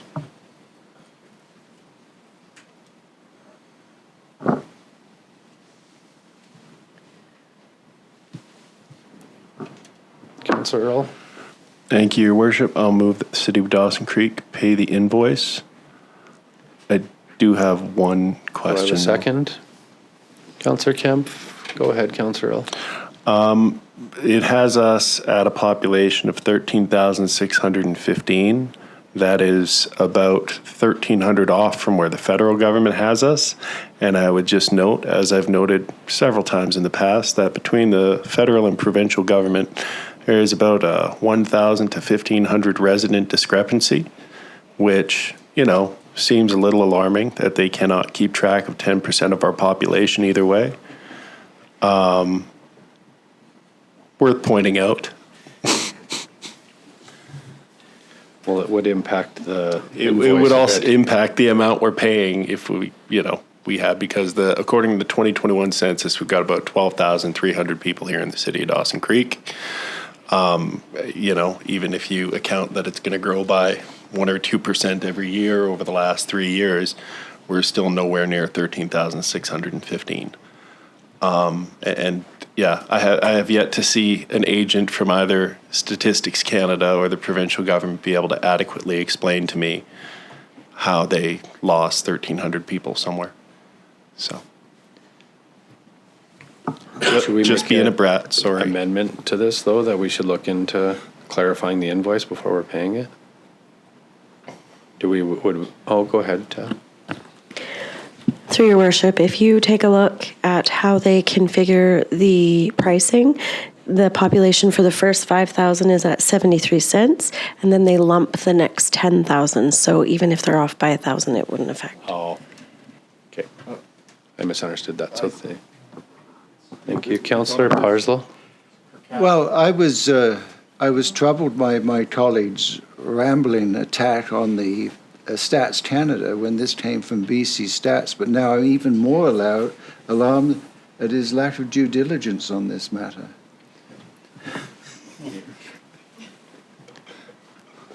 Councillor Earl. Well, I just, to staff's point, the next 10,000, the population is at, I guess, 53.58 cents per resident above 5,000 up to 15,000. So the 1,300 would make a difference in the invoice by $700. 6 or whatever.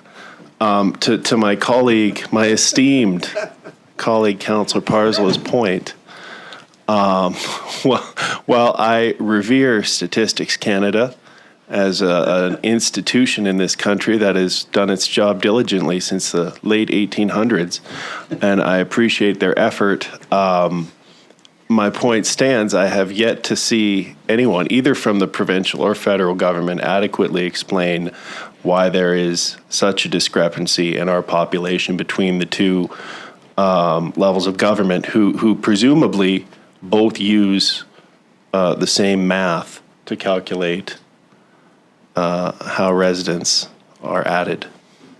And a little off topic here. Yes. Can we get back to the item on the floor? So do we need an amendment to direct tab. Through your worship, if council agrees to unanimously add further that staff look into the population discrepancy, we can do that unanimously without an amendment. Okay, is everybody fine with that? Okay, I will call this motion to vote. Assuming there's no more discussion on the actual motion. Thank you. Vote is closed. It's carried. Next, 8.3, we have a letter from Grant Writer, City of Dawson Creek, received on March 7th, 2024, regarding resolution of support for UBCM Local Government Development Approvals Grant. Councillor Parslow. Move that the City of Dawson Creek supports the grant application to the Union of BC Municipalities for the UBCM Local Government Development Approvals Grant Program for a grant of $85,000, which covers 100% of the costs associated with the proposed activities. Thank you. Do I have a second? Councillor Apollonio. Any discussion? All right, I will call that motion to vote.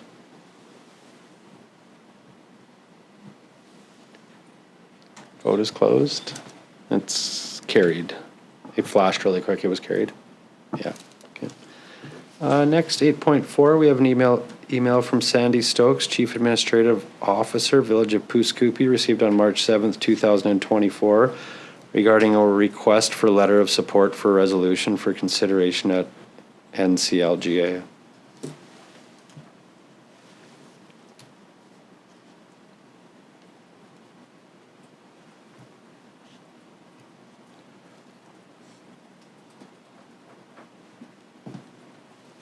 Councillor Sudnick. Thank you, Your Worship. I'll make the motion we provide a letter of support to Pouce Coupe for their resolution. Do I have a second? Councillor Earl. Did you want to speak to it, Councillor Sudnick? No, sorry. No. Councillor Earl. Thank you, Your Worship. I mean, I'm happy to have this conversation at NCLGA, and while I very much support the sentiment laid out in the resolution, I'm not sure how this is a policy that could ever meaningfully have any teeth. As it's laid out, yes, we'd love it if the provincial government were to engage in meaningful consultation with municipalities. Presumably, that should already be a part of their job. I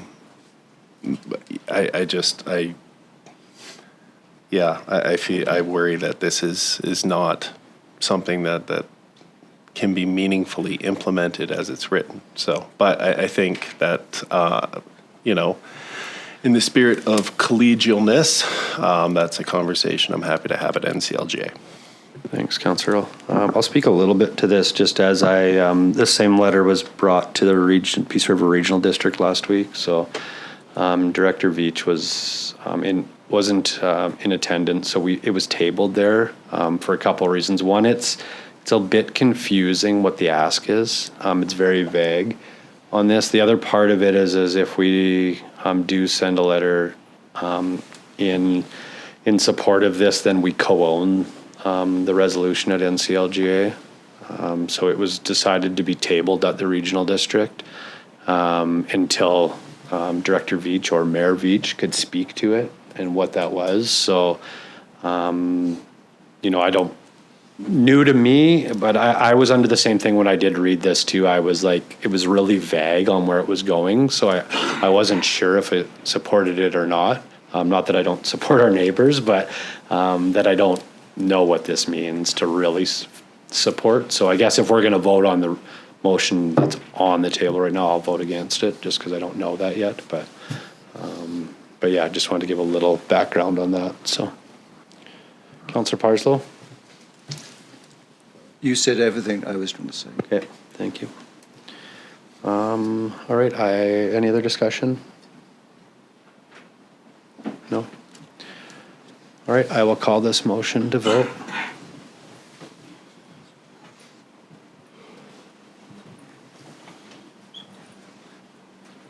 Vote is closed. And it's defeated. Councillor Earl, Councillor Parslow, Councillor Sudnick, and myself were opposed. Councillor Earl? I'm just looking for, would it be appropriate to table it until we receive more, or would we just receive for information and have the conversation with NCLGA? We already had a motion and dealt with it, so I think it's been Okay, dealt it's with, done? so, yeah. If there was something more that needs to come from it, then we can later, so.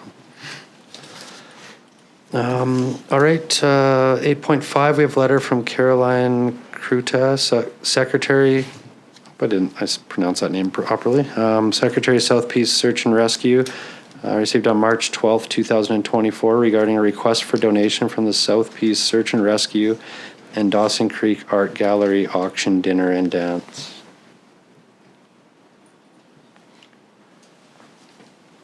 I guess before we just speak to this one, Kevin, just through to you. I know we get a few of these requests from nonprofits, and I know we've had a couple that I've seen come through, and we've had a couple come here, and some do and some don't. So I'm just wondering, like, is this something that we, I know that there's a mayor's budget for some of this stuff, and we have a budget for some, but is it something that there would be a benefit to having, a policy in place that makes us easier for staff to deal with? Or is this just the way it is? Because I get a little confused on which ones come and don't, so. So through your worship, typically the ones that we see come through here are some form of sponsorship where they're asking for the city to sponsor a group. In this case, it's search and rescue. The last one, I think, was the Rotary auction that I remember. So it's usually those types of things, and it is appropriate to come here, and that's usually where it comes out of the grants. Okay, perfect. And there's, coming out of the grants, where's our grant budget at? Is it? So through your worship, I think we're good. We've just started with, I think maybe the last thing we did, which was the Rotary auction. I don't know if there's. So there's room in there, and that's the one that's about $10,000 annually, is it? Yeah, so total budget's around 12,000, and we've expended maybe $500 or $600. Okay, thank you. Would we like to make a motion? Councillor Earl? I just do have a question to staff before I make a motion, if that's go ahead. permissible. Thank you, Your Worship, through to staff. Have we provided support for this organization in the past? And if so, what did that support look like? So through your worship, And I mean the art auction, I guess, not necessarily the search and rescue.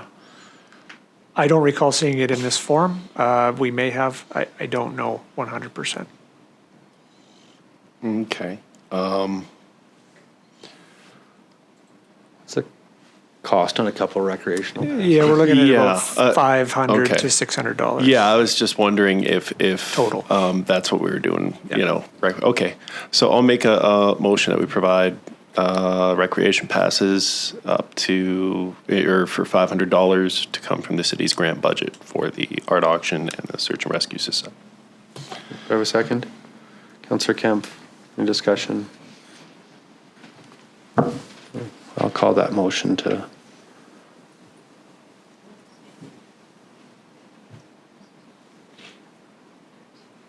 Vote is closed. It's carried. That was clear, was it? Yep. Next, 8.6, we have a letter from Duncan Malkinson, Executive Director, Dawson Creek Art Gallery, received on March 12th, 2024, regarding a request for letter of support for NDIT application. Councillor Earl. Before I make this motion, I just want to clarify with staff where by supporting their application to NDIT, we're not competing for the same pot of money that our in-house marketing communications people have pursued for our marketing initiative? No. Okay, thank you. Then I'll move the requested motion that the City of Dawson Creek supports the application to Northern Development Initiative Trust Marketing Initiatives Program from the South Peace Art Society's application for its 2024 Marketing Enhancement Program. Thank you, Councillor Earl. Second, Councillor Sudnick. Any discussion? I'll call that motion to vote. Good, Kevin? Good. Vote is closed. That's carried. Next, we have a letter from Kurt Peats, resident of Dawson Creek, March 15th, 2024, regarding the Eljen Medical Clinic. So before I put this out to council, I had a great conversation with Mr. Kurt Peats after this letter was sent in. So I clarified what I know and what the city does know. So, which I've also had numerous calls about, but I also did an interview with the local SCJDC last Thursday, so it's also public out there what we do know. And that is, we don't know a lot. The Eljen Medical Clinic is a privately owned facility that we heard is coming for sale in June, but we know nothing more than that. A lot of the other stuff is rumor and assumptions. So after I did talk to Kurt, he said I could remove the letter from council. He didn't need it to come, but I felt like that it was important for everybody to see the letter as it was directed to myself and council. Yeah. So I don't, really, I'm not telling what to do, but just to receive for information is probably best, but I don't know if council had any questions, but I will leave this for council for a motion. Or I can make the motion to receive for information. Okay. Second by Councillor Sudnick. Any discussion on receiving it for information? Well, I will call this motion to vote. Vote is closed. And it's carried. Next, 8.8, we have email from Colleen Nyce, Board Chair, Northern Health, received on March 18th, 2024, regarding an invitation to attend the Northern Health Board Meeting Community Leaders Roundtable. Another one we just wanted to bring to council as, a great initiative by Northern Health and their board to invite us to this. And I think it would be amazing to attend. The only challenge we have is that it's on one of our council dates, so I'm unavailable to attend. It's also one of our council dates that we have the South Peace Student Council coming here for the day too. So, without that, I could have maybe made some arrangements for myself to attend. But so I don't know if there's somebody from council. I know Councillor Sudnick attended something similar last year with the NCLGA. I don't know if it's the same. So, I don't know if we know some discussion or a motion, Councillor Parslow. Yeah, I'm also not in town, so I won't be attending any meetings. Yeah. Councillor Earl? Well, I mean, I'm not sure what the remaining council's intentions. I do think, provided we have sufficient coverage here to facilitate a quorum, I do think there is value in having at least one council member. If not, I don't know if it would be appropriate to send staff, as this is kind of a board-to-board invite. Yeah, I think it would be good. The other ask in here is if there was any questions, or if we did, maybe we couldn't attend, or we did that. That's the other reason why we have this on the agenda right now too. So if there was any, we would look for a motion if somebody wanted to attend, but also if we have to give them any questions. So that would be another thing that we could. Okay, I mean, direct. Providing we have quorum here, I'd be willing to attend it in lieu of a council meeting. I'd ask, I guess, we need to RSVP by the 4th, so any questions we have should be submitted to staff by the 4th so that I can take those along if that's the will of council. Okay. Does that work for everyone? Anybody? Yeah, do you want to officially make that motion? And then Sure. I will move that I will attend, or a councillor will attend, and any questions I'll bring to them to please have submitted by the 4th. Do I have a second? Councillor Sudnick? Any discussion? All right. Just note that given the letter we got from Mr. Peats and the ongoing challenges we have in the community with respect to healthcare, with respect to staffing, the construction of the new hospital on many fronts, we need to be, even though it's not necessarily our portfolio as representatives of the public, we need to be maintaining constant diligence with respect to the issue and making sure we are building strong relationships with the stakeholders at Northern Health is an important part of that. So sorry to be missing a meeting, but hopefully serving the bigger picture. No, I agree with you, and I think we, as a board, we spend a lot of time with Northern Health, so we're definitely on that avenue. So, all right, I will call that motion to vote.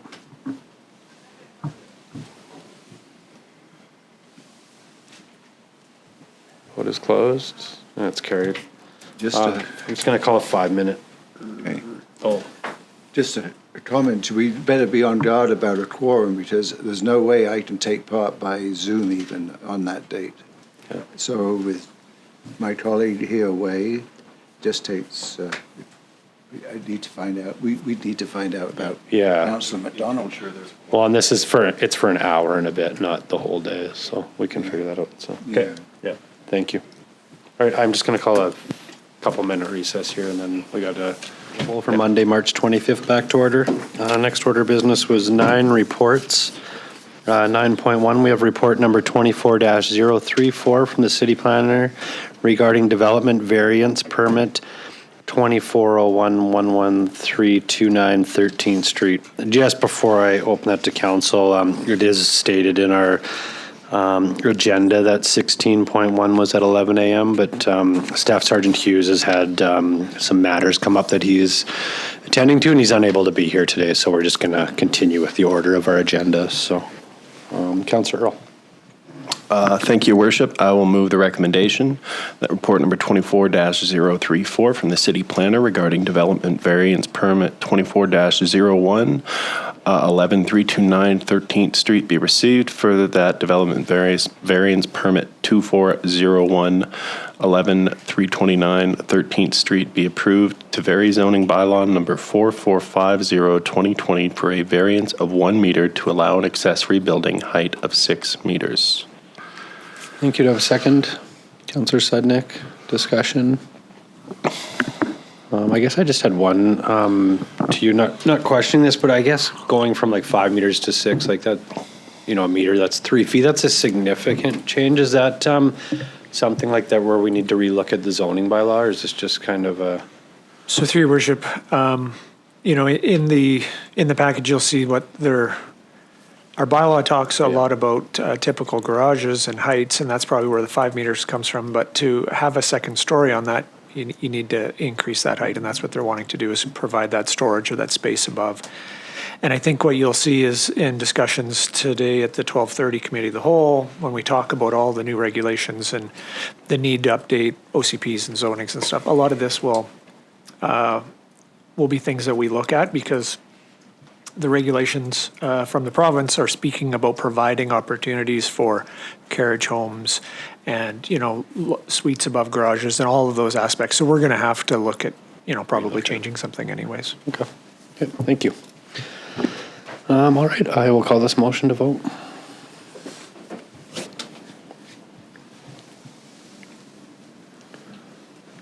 Vote is closed. It's carried. Next, we have 9.2, report number 24-033 from the Parks, Arena, and Aquatics Manager regarding a request for quotation 2024-06 KBAC or KBAC decorative rock boulder replacement. Councillor Parslow. Move the report number 24-033 from the Parks, Arenas, and Aquatics Manager.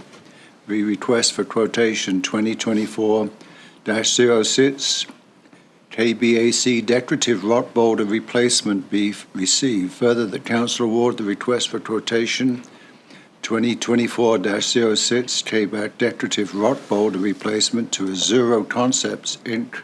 for the price of $196,500 plus applicable taxes. Thank you, Councillor Parslow. Do I have a second? Councillor Sudnick, any discussion? Yep. Go ahead. So I was shocked by a statement in here, in the report, and I appreciated the honesty as well, that you think it's, you use the 2021 estimates in budget preparation? Just one second. Is that to Kevin? Are you? Yeah. Okay. Go ahead, Melina. Do you want- Okay, through your worship. Yes, so when we did up it by 30%, that wasn't enough. So when we did, yeah, so we did use that original estimate that was approved. And then I upped it by 30%, but shy. Yeah, no, thank you. I thought the way I read it, and I apologize, I thought you just kept the same figures as 2021. A 30% adjustment is more than reasonable, you would have thought. Yeah, thank you. Thank you. Thanks, Melina. Any other comments? No? All right, I will call this motion to vote.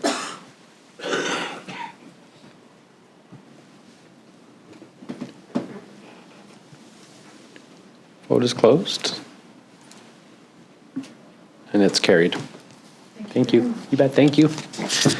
Next, we have 9.3, report number 24-038 from the Capital Project Manager regarding invitation to tender 2024-09 Kin Park Trail Network Connections. Councillor Earl? Your worship, would I be able to just provide a quick update on this, just because we got... Yeah, go ahead. So we, as you'll see in the report, that this particular project was over budget, but we're still recommending going ahead with it. And we had applied for a grant for this work, and it was just announced this morning that we did receive the grant. And so that's good news. And so what that is we received, or will receive, $175,000 from the BC Active Transportation and Infrastructure Grant. And so that will help fund the overage that was in this project.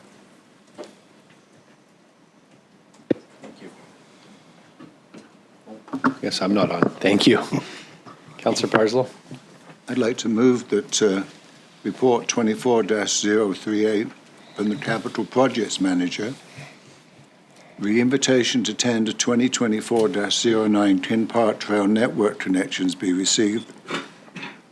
Further, Council award the invitation to tender 2024-09 Kin Park Trail Network Connections to Parallel Projects, Inc. for the tendered price of $330,117.70 plus applicable taxes. Do I have a second?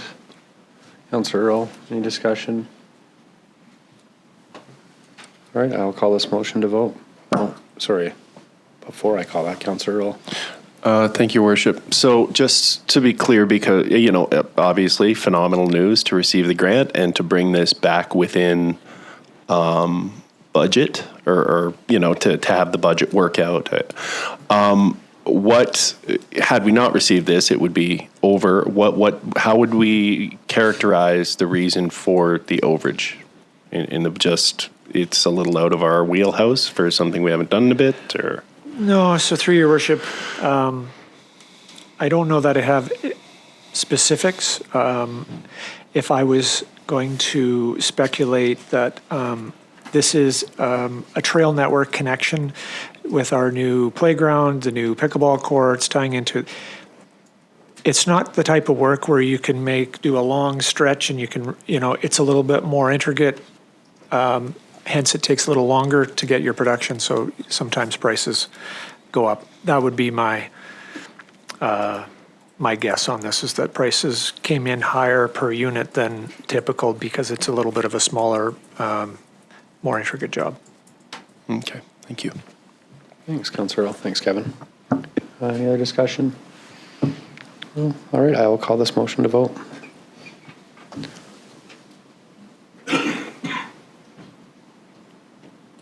Vote is closed and it's carried. Next, we have 9.4, report number 24-039 from the Capital Project Manager regarding invitation to tender 2024-07 Park Hill Transmission Main, 7th Street to Wilson Road. Councillor Parslow. Move the report number 24-039 from the Capital Projects Manager, re-invitation to tender 2024-07 Park Hill Transmission Main, 7th Street to Wilson Road be received. Further, that council award the invitation to tender 2024-07 Part Hill Transmission Main 7th Street to Wilson Road to Infratron Construction Limited for the tendered price and additional contingency for a total of $2,125,290 plus applicable taxes. Do I have a second? Councillor Sudnick? Any discussion?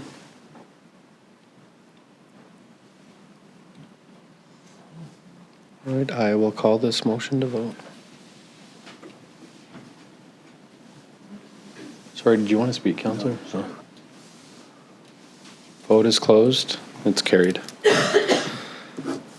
All right, next we have 10 bylaws. 10.1 Fees and Charges Amendment Bylaw 4577 2024 for consideration of adoption. Councillor Sudnick, second. Councillor Kemp. Discussion. No, I will call this motion to vote. Vote is closed. It's carried. Next, 10.2, we have report number 24-035 from the Chief Financial Officer regarding 2024-2028 Financial Plan Bylaw number 4578, 2024 for consideration of first three readings.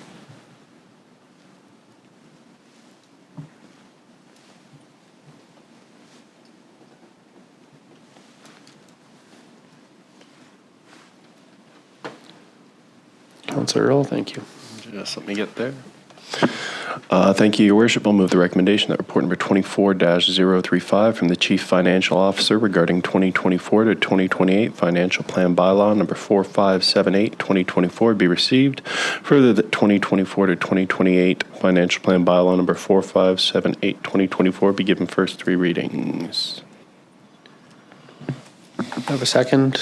Councillor Sudnick, thank you. Any discussion? Councillor Parslow?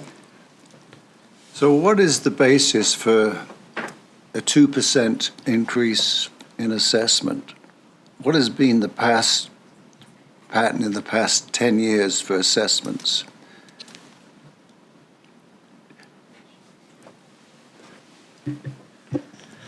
So through your worship, I don't have the 10-year trend in front of me, and nor does Melissa. We are using a 2% escalator, which is less than what we used this year, and which is less than we used the year previous. So we're trying to use something that we feel is realistic and conservative, but that is up to BC Assessment to what assessments come in. It'll be dependent on growth, if we have any in the community, different aspects. So we didn't think 0 was realistic or negative growth, so we assumed 2%.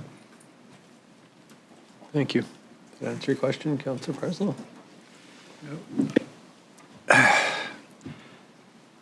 So it's sort of a, did you pray a lot about this figure? It would be 2%? I mean, I'm not aware of any projects, right? So you're just thinking that inflation costs, right, would be the driver.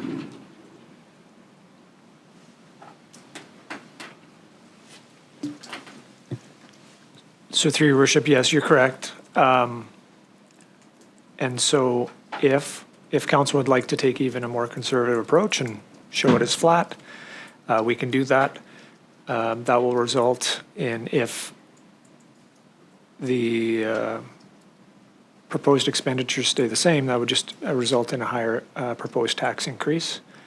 You will see over the 5 years that the tax increases do drop off, proposed in the last year as the debt comes off the multiplex. That frees up some money, obviously. But really, those tax increases over the next few years, it is that shift from moving money from operations into capital that is forcing us to increase those proposed tax increases to fund that. And then I guess this is a 5-year plan, so the 2% increase that we're referring to now with BC assessment, if that comes back at the end of the year or when we're in budget planning and it comes back at 3% or 1%, that will change and will reflect that for 2025 budget Yes. regardless. Through your worship, it's going to be a moving target, as it always is. There's going to be things that that change inevitably, but this will guide us. Yeah, okay. Thank you. So I do have more questions. It was around property tax increases. So the 4.5 is obviously what's built into this year's budget. So the 2025, I was surprised it was only 5.5, given the significant loss of revenue that we need to somehow find, given BC Hydro, a few other things that we know about. And so I'm just thinking that is a little low. I would have thought. Of course, this is crystal balling, but I'm continued to be surprised how many people read this document as being the gospel, right? And I tell them, no, it is an estimate based upon the information that we have. There's always variation, but I'm just saying some people think it's they can do their business planning based upon this document. I'm talking about small businesses. Yeah. So you feel you're going to be able to recover the lost revenue and the projected wage increases, and inflation is going to be much better in the sense being lower than.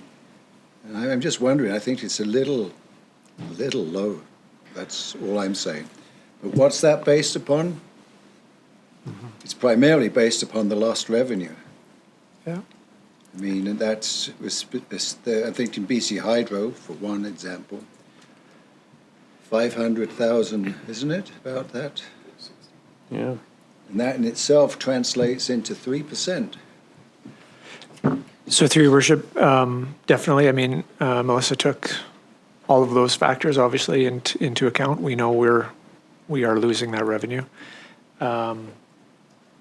And really the only thing that I see will likely change the longer term forecast is when we see our asset management plan come here later this spring, and then that will probably, once we know what that all looks like, that'll start to shed some light. Council will need to develop some policy and thoughts around how we start to move that forward, and that will have impacts. Well, it will.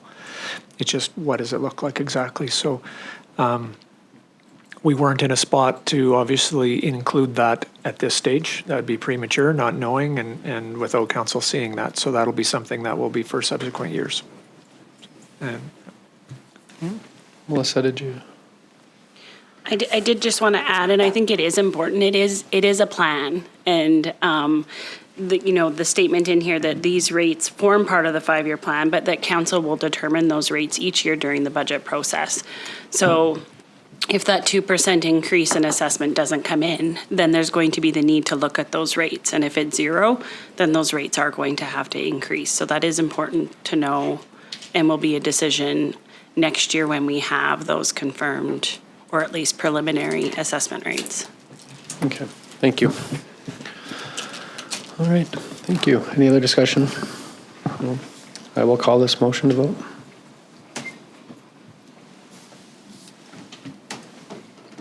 Vote is closed.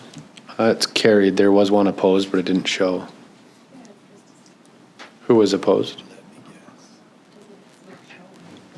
Councillor Parslow was opposed. Okay. All right, next order business is 11 mayor's business, 11.1 mayor's updates. So First update, I did another open door event at Beans and Barley, so I just wanted to give a shout out to Troy and Jenny who operate Beans and Barley. An amazing facility and business in our community, but it was great. I was in there for a couple hours in the morning. I got to visit with a lot of local residents that were in there, so it was good. It was, I don't know if it was, as well attended as I'd like, but I don't know what that is that I would like or like to see. I think if I can have conversations with one or two individuals, then to me it's a win. So, and I definitely had that. But, doing these is a bit of a learning each time we do them. So we're going to continue to do another one, which we are looking at doing it with myself and potentially Staff Sergeant Hughes, maybe doing one just to be out there in the community as well. So we'll give notice to that when we do that. Second, Peace River Regional District Board meeting. I just want to give a bit of a clarification. 2 meetings ago, I was unable to attend, so Councillor Parslow fills in for me there when I'm not there. So he did mention some stuff just around the hospital funding, so I just wanted to clarify today. So with the regional district, we look after the hospital funding. Regional fund is what it is. So there was some talk about it being over budget, and a little bit of that, the hospital itself is not over budget, and we don't know where that is yet. It was more next year, Northern Health has approved a project for a seniors facility in Fort St. John. So it was more about preparing the funding for that, knowing that it's coming next year. So they chose to take some of it this year and next year. So it was just kind of splitting it out. So it was nothing, it wasn't to do with the hospital build being here over budget at all. So I just wanted to clarify that. Those are their two major projects that are going on in the Peace Country, Peace River, is the Dawson Creek and District Hospital and Peace Villa in Fort St. John. So those were the two main functions where that funding comes from. So just want to clarify that a little bit. Next, YMCA childcare tours. So Lynette and came up. She's with YMCA and did a little tour of the city, just looking at different childcare facilities or options in our community. I know we've had other delegations and other local residents in here about childcare as well. So this is just another one that they're looking at different potential spots, whether it's existing buildings or land. So yeah, so we had that, I think that was a couple of weeks ago. So as that moves forward, we'll keep everybody posted if something comes of that. Seniors Roundtable, I had a Seniors Roundtable within the last couple of weeks. So there was, again, that one I've been doing about every 6 weeks. I think there was about 8 or 9 seniors that joined, and really just some open dialogue with myself. They had a lot of questions the one before, so I brought back some of research and answered some of that, and just yeah, they're great. It's an hour and a half that to me is very educational. I get to see the community through the seniors' eyes and what's working for them, and really just ideas. So it was really good. Economic development inquiries. I've had a lot of calls in the last few weeks just around economic development. So I just wanted to touch a little bit on them, not on them specifically, but just that there is a lot of calls and emails, just whether they were from locals or from organizations or businesses out of town, just inquiring about the economics of Dawson Creek. So it's been good. Lots of good conversation around it. So it was good. Also had a visit from grade 5 class, Miss Mackenzie's class from Notre Dame. Was it last week or 10 days ago? An amazing couple hours. I had her class in council. They had a lot of questions, kind of just went through. They wanted to know about campaigning and the voting process to get in as mayor and council. So I talked a little bit about that, talked a bit about the mayor's role with the city and what our roles are as a council. Councillor Kempf was here with her, with Liam, right? With Liam. So yeah, it was great. It was, and then really, I talked for maybe 5 minutes, and then I answered questions for a good hour. So it was amazing just to, the questions that come from youth are unbelievable. I would do it all day because it's amazing at some of those questions and how they're things that we deal with every day. So it was really good. I was encourage any schools or classrooms out there to reach out to us because I know our schedule's busier. Mine, I can speak for my own, is busy, but I'll always have time for youth and for times like that. So it was great. So I just wanted to thank Ms. McKenzie and her class. So. Northern Development Initiative Trust, we have a board meeting about every couple months with the NDIT, so I think we hear of that a lot in council. I just wanted to really just get out to the community, but also to council that Northern Development Initiative Trust is put together to fund initiatives in northern British Columbia, or I believe all over British Columbia, but the one I sit on is for this area. But there's not always a lot from Dawson Creek on there. So I think it's just something that we need to really get out, and something that I need to do a better job at is leading and promoting and understanding it all. So there's a lot in the first year and a half to educate myself and learn, but that is one that, I definitely believe, I know we see it a lot in here, but there's definitely room in their initiative trust, and this region out of all of northern British Columbia probably utilizes it the least amount, which was eye-opening for me right from the start. I know Councillor Parslow sat on that before, and he was very active in promoting, and he's a main reason why we see a lot of those come through here. So just wanted to bring it up again. It's just something for us to keep in our minds and to educate the community. They also have an unbelievable team. So, if you're hearing of things and you're not sure if, it's something they cover, they can reach out to them. They're an extremely professional team. They can also reach out to me. I'm a director on there. So feel free to pass, my info on for that and let me know. So I wanted to touch on that. UBCM resolutions, I wanted to touch a little bit on that. The deadline for UBCM resolutions has changed this year. So generally it's the end of June. It's been moved up to June 15th, which was something that was voted on at the last UBCM. So I just kind of wanted to get this on my mayor's updates and start bringing it up each meeting for us to start thinking of that moving forward, because that'll come quick. So also, Renine, future OPS site meetings. So Kevin and myself attended a meeting with Northern Health delegates a few weeks ago. We currently, the OPS site we've been told is temporary on the hospital property. Their future plan is still to move that one day into a building that houses the mental health and addiction team, which I believe is about 100 that they have. Northern Health as their team. So their bigger vision is to house that facility in a similar place. So they're at the very beginning stages of looking at what that looks like in property. We were very clear to them as we were at the beginning of all this with the OPS site and where it was, the city's position on it. And we believe that if it needs to be in our community, it needs to be close to the hospital. And where it's at now is what we believe is the right spot for it. So just wanted to give a bit of an update. That's really all the meeting was at. There's nothing else there besides that they are wanting to look at other facilities. So we're very clear that if there was, an appetite for Northern Health to move that somewhere else, that they need to interact with our community, and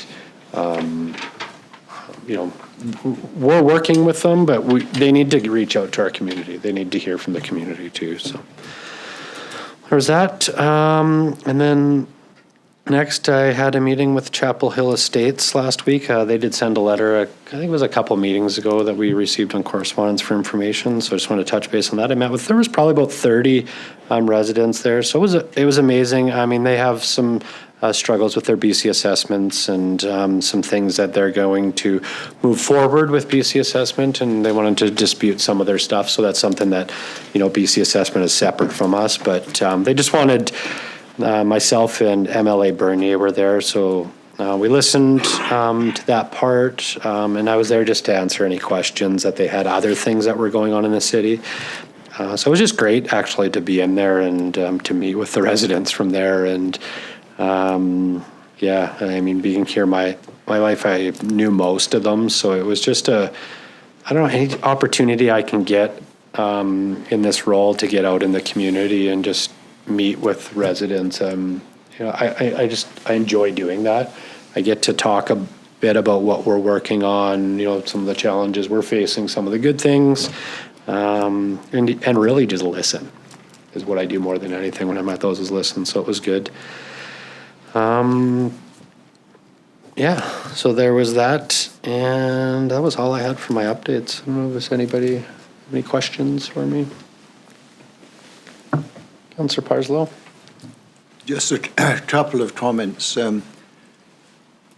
I continue to appreciate your engagement with groups and people, and even if it's sometimes just one or two people, it doesn't matter, everyone counts. Yeah, exactly. And so I really appreciate all your work there. NDIT is a wonderful organization, and one of the things that we can all do, share the load, is every time we meet with people is to explain NDIT and what's there. I think every member of council interacts with some groups, and some groups have become quite aware and are very, very vigilant.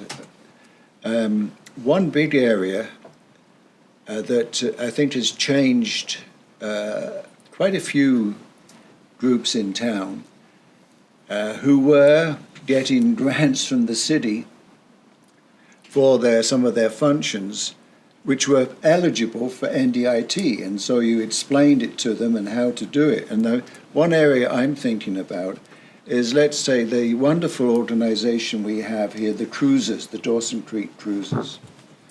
And they were supported by the city for their big downtown event, one of the biggest draws I think we have of people coming here to the area.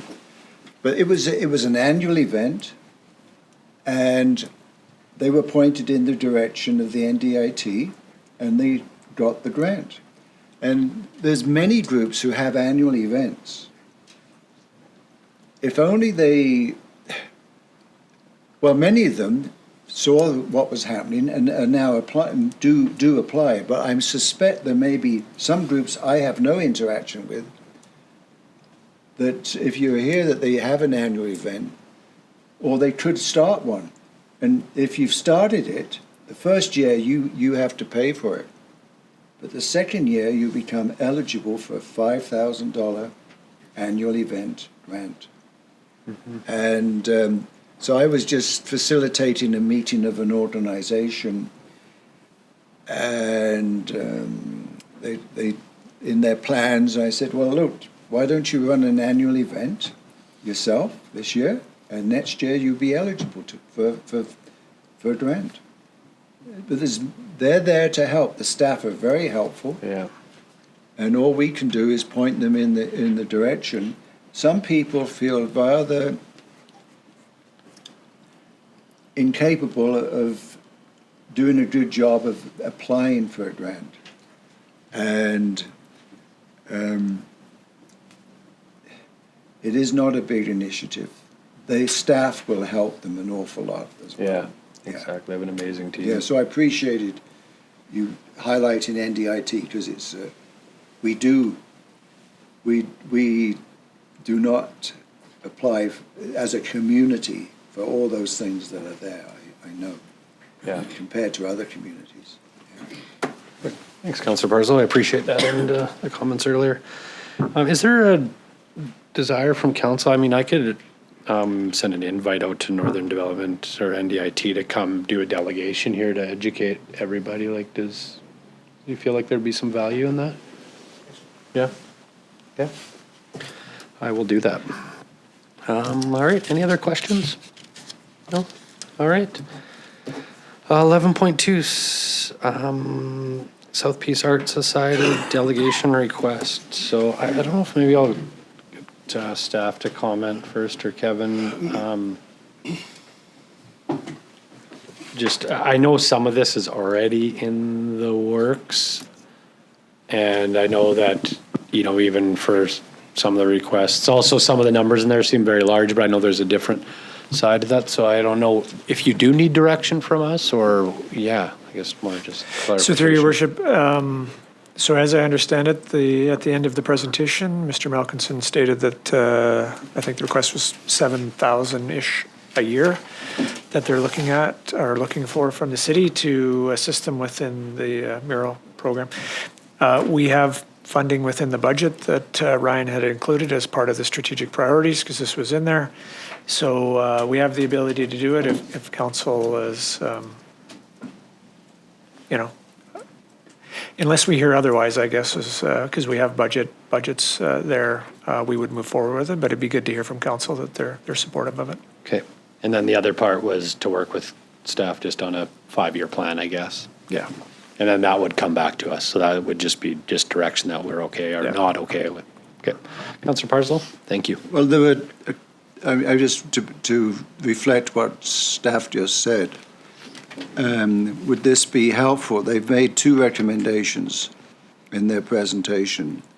The first one reads that City Hall engage the art gallery to fix the murals that need fixing from 2024 to 2028 at the cost as identified in Schedule B. Do you need a motion for that, or is it covered already in the budget plan? Because I'm quite willing to make the motion if it helps, but if it's not necessary, Right. Or if it needs to be debated because there's some nuances to it. So through your worship, Schedule B, 2024 is $15,000, which is what we have in the budget. 25 we haven't budgeted for yet. So anything beyond that, we'd have the ability to put a budget in front of council. If that's the direction the council wishes, that would be fine. Well, if I may, go ahead. I would like to make a motion so that helps for future budget debate. It's budgets are budgets and they can be changed. That City Hall engage the art gallery to fix the murals that need fixing from 2024 to 2028 at the cost as identified in Schedule B. For a second. Councillor Sednick. Discussion. I can speak to it. Yeah, go ahead. Personally, I don't like murals, but they're here and we should look after them. And many people do like them.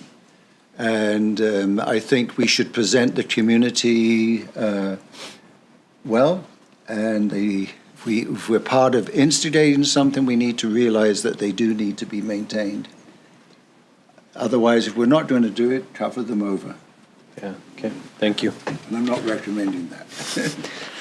I just had one comment just on these 2 that were typed in here were a little different, but so we're talking about on Schedule B, but that's saying 14,000 for the first year, but then the very next line says $7,700 per year. So That's it. I thought from what I understood, the 2 asks were, one, having a 5-year plan, where this motion, the way it's stated in here, that is the plan.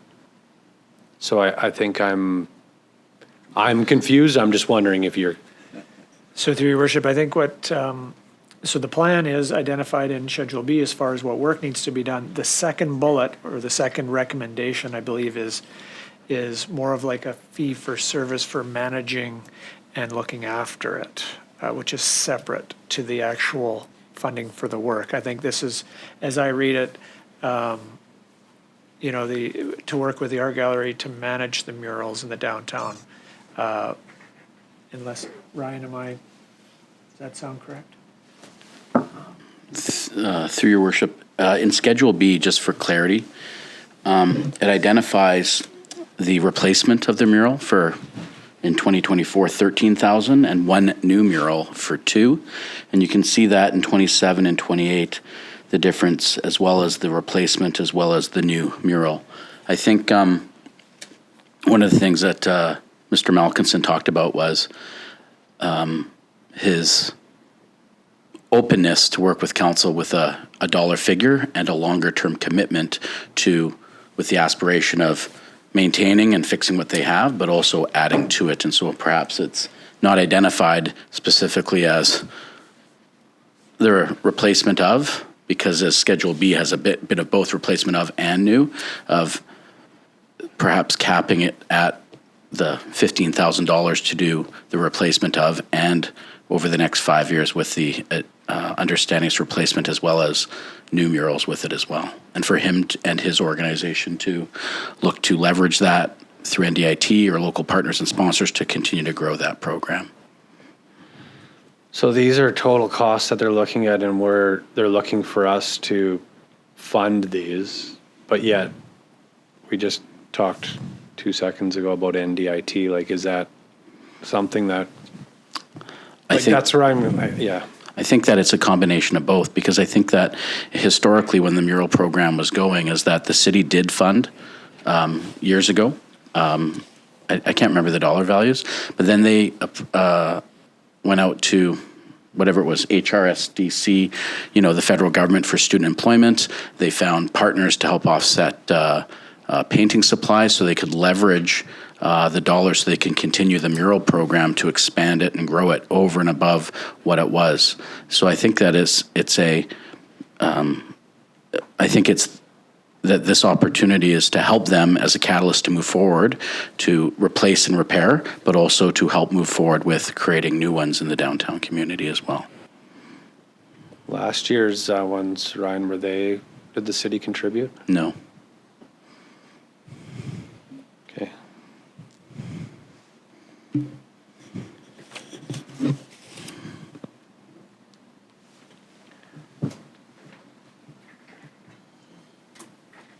So I guess for myself, I'm in favor of these murals getting fixed up and the artwork that's been done downtown. I think it's amazing to our community. It freshens it up, and met the artists this morning, and I think it's amazing what they do and how they bring community together to help paint that art. And there's a lot more to it than just the image at the end.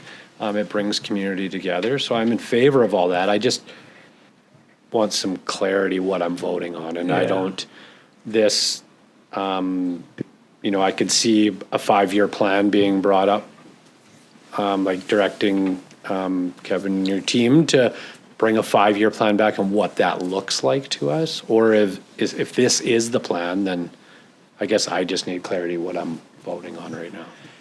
So through your worship, I know we have a motion on the floor, but as we talk through this, I'm thinking, so we've budgeted $15,000. And maybe what we need is to have direction to have staff work with the art gallery within the budget that we have, and maybe subsequent years of similar budget, and that's what we can work within, and just say, and then as Ryan indicated, they can go out, they can leverage that. They know they've now got $15,000. They can take that and whether it's grants, sponsor, whatever it is, they can maybe leverage that money into more, and then they can tell us what they can do with that 15 annually over the next number of years. Okay. I mean, it's a little bit different than the motion specifically, but it might be cleaner for us to say, this is what we've got, this is what we can do, this is what council's committed to, away you go, and just let staff work with them. Okay. Ryan, you dealing with them back and forth? Like, do you feel like that's, yeah. Okay, so I guess if that's the direction where we'd want to as council, we would probably defeat this motion then and make a new one, or accept the motion as it is, so. Okay. I don't think it's been seconded, has it? Yeah, it was seconded by Councillor Sudnick. Okay. Yeah. Can I speak to it a bit? Yeah, go ahead. Okay. I didn't include the second bullet because I didn't understand it, and I thought was too much of an overlap, right? I think the scope of work in the next 5 years is comprehensive enough. We have some murals that need immediate attention and others that can wait a year and so on. And so I thought that having a 5-year plan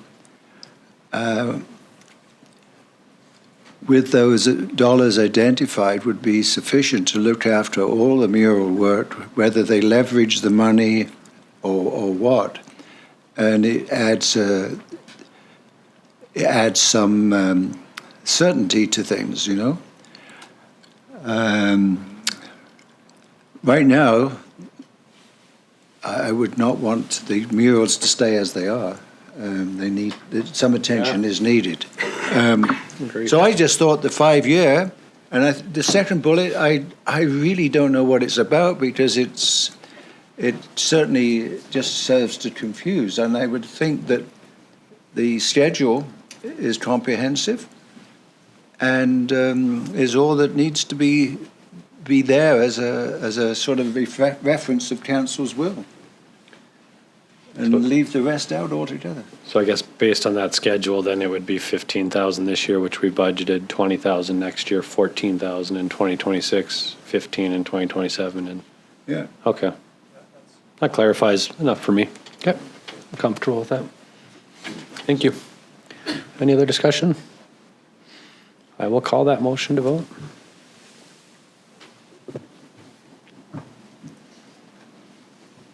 Vote is closed. It's carried.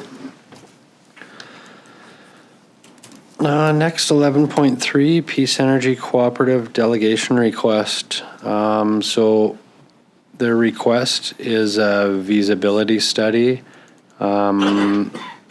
for, the complex that was proposed to us. So, Councillor Earl? I just question if council does decide to go ahead with the feasibility study, that's going to have to go to tender, correct? So through your worship, the proposal that was in the report was about all in $40,000. I think $20,000 for them, another 15 for engineering, and another 5 for others. But we'd have to still get 3 prices. We would have to get right? to meet with our purchasing policy unless council direct awards, which council has the ability to do, would have to, again, the first decision is before that is if you want to actually go down and explore this type of concept further. If we don't, then we don't need to talk about tendering.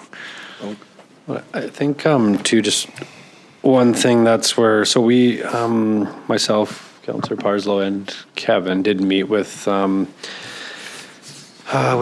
and his team in the fall, and it was about the first part of the presentation about facilities and about how do we, is there a way that we can get creative that, secures some of our future finances for the city, whether that's being put, solar panels on, say, the Vintive Event Center, for example, and it gets it to net zero, and we could save a significant amount, was really looking at what that business model means, which is not even part of this feasibility study. This feasibility study is on a complex / hub in our community for a farmer's market, which I think is a bigger discussion because that's new for all of us sitting at this table.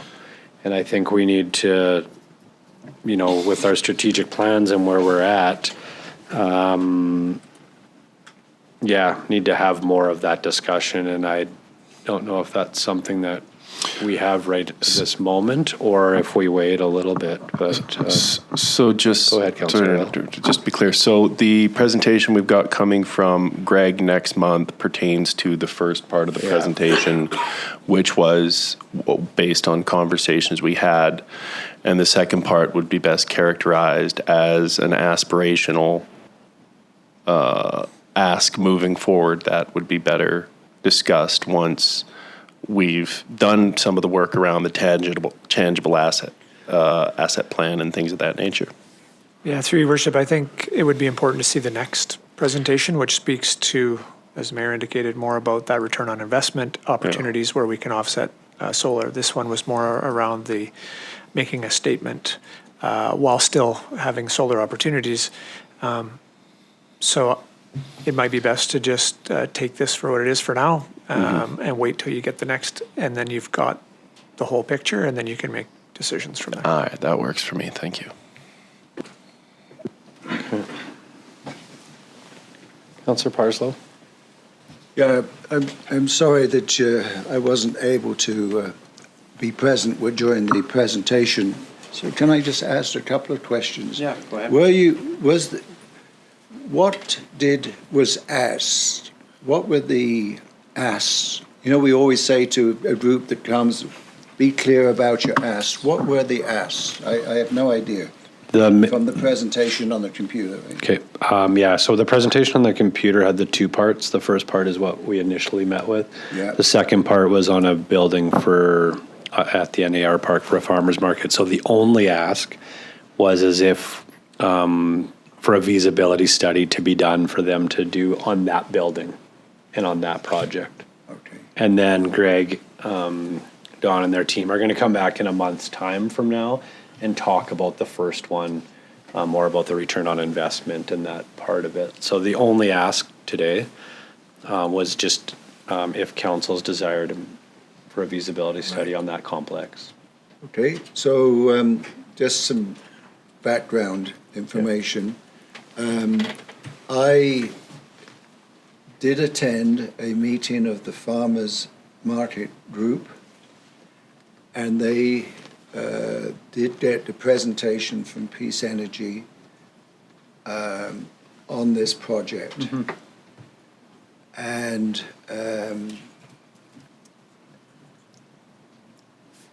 I did reference to them that downtown revitalization was a strategic direction, and that if they wanted to have a permanent facility, which is their clear desire. I won't bore you with why, it's kind of probably obvious why. Mm-hmm. That they wanted a place that they could grow the farmers market. And I encouraged that. I said, you know, the farmers market in this town quite a few years ago was a place to go to. I went there regularly for a variety of reasons, one of which the coffee and food was fantastic. And so I said, think about the farmers market as you'd like it to be. And they said, definitely enclosed and definitely bigger than it is right now. And they cited Fort St. John and Grand Prairie as being enclosed markets. The other thing is that we've had some events at the NAR Park that have been really negatively impacted by wind events. One that comes to mind recently, last year, at the cultural fusion event, that was really negatively impacted by our prevailing wind. We also know there's lots of small groups want a place to perform. I think in the presentation that you see a lot of images from Fort St. John, and they've got different facilities scattered throughout the community, and the notion there was all these needs that were expressed to Peace Energy could be put into one highly visible location. A number of us, Mayor has stated that, Kevin for sure, I think maybe Ryan, we have seen some of the potentials around solar and amenities and trails and so on. It's totally exciting. Mm-hmm.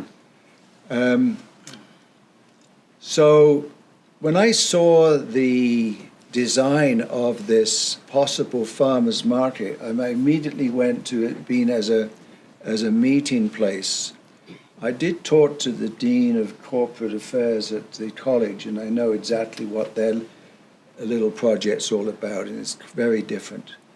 But at any rate, I think it's exciting, has a lot of potential, and I think it's good for council to receive the presentation by Greg Jewett, but I do want you, council, to know that I am totally excited about the potential around the quality of life as something that will be attractive for tourists and will enable some of our local people to ply their business. And I see lots of wins for the community in this. Thank you. You bet. Thank you, Councillor Parslow. I think just to add a little bit to that, my perspective is I'm all like for the farmers market and community and promoting and building that. I just, as far as the ask today, to me, there's just no way I would be in a position to give direction or feel that I would. I think we have lots of other things that have been out there. We've talked about a community hub downtown. There's been a lot of different things. There's just so much more to this that would come. What would be the operational costs? What would the bigger picture look like? But I mean, even to spend $40,000 before even knowing the other stuff that's already out there from the team, it would just be tough. But so I guess would it be just best to leave it for now, Kevin, like until we've had the next study, or do you? I mean, So through your worship, it depends on what council wants to do. If they would like to have the second presentation and have that, so they have the full picture. But if they have strong feelings that one way or the other now, you can make that decision. Or, like I said, you can table it until you get the second presentation. Yeah. I mean, I guess we could have that discussion now too about which direction we want to go. And I mean, there's just so many variables that are out there still, right, that we would need to see information on the other hub that we've been talking about. Yeah.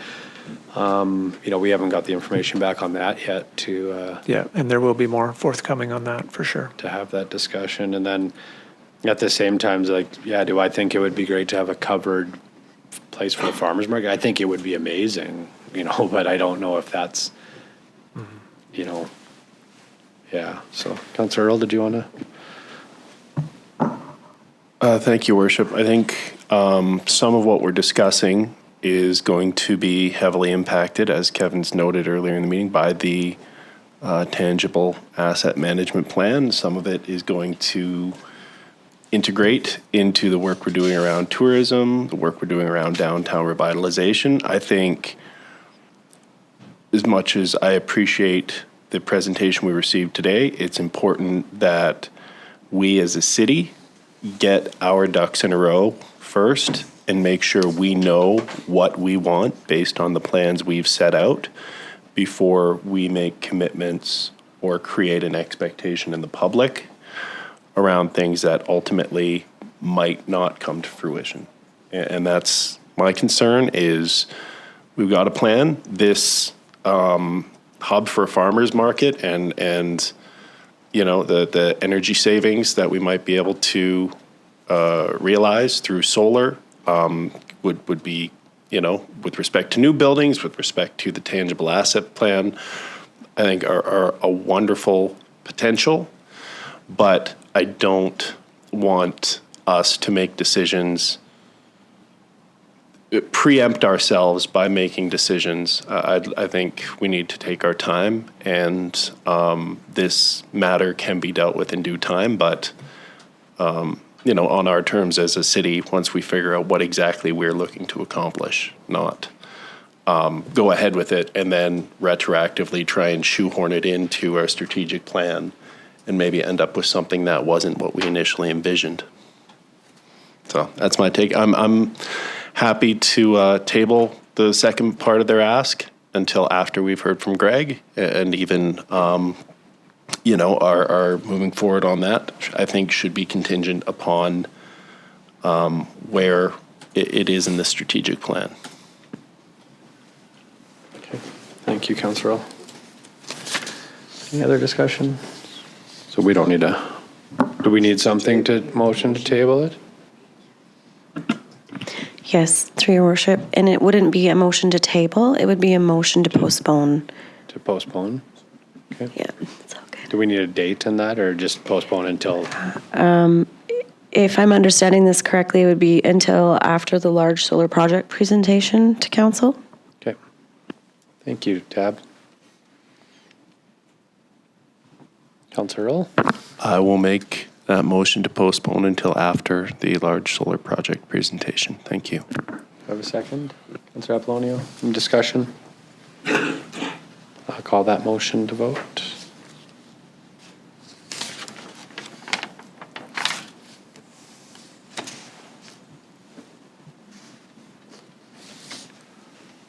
Vote is closed. It's carried. Thank you. All right, I'm gonna, do you need to? Well, just Councillor this is Parcel? just a request, because I'm not sure how other councillors are feeling, but we talked about other projects, and I'd like to update what's going on, because I have no idea what you guys are talking about. Maybe in camera, I don't know. Is some of it? No. Okay. Well, I can speak to it. There was a Parks and Rec master plan that was done up, and last year we had some conversation around a potential of a hub downtown, whether that be a water splash park. So we directed staff to bring information back to us on that. So that's still out there. So that's all I was referring to was by my that other project was that and the Parks and Rec master plan. So that information, I believe, is coming back to us fairly soon. So I just, want to look at all things. We've directed the team to look at that. So I don't know if you want to add to that, Kevin. Yeah, so through your worship, I was going to update council anyways, so this is perfect timing.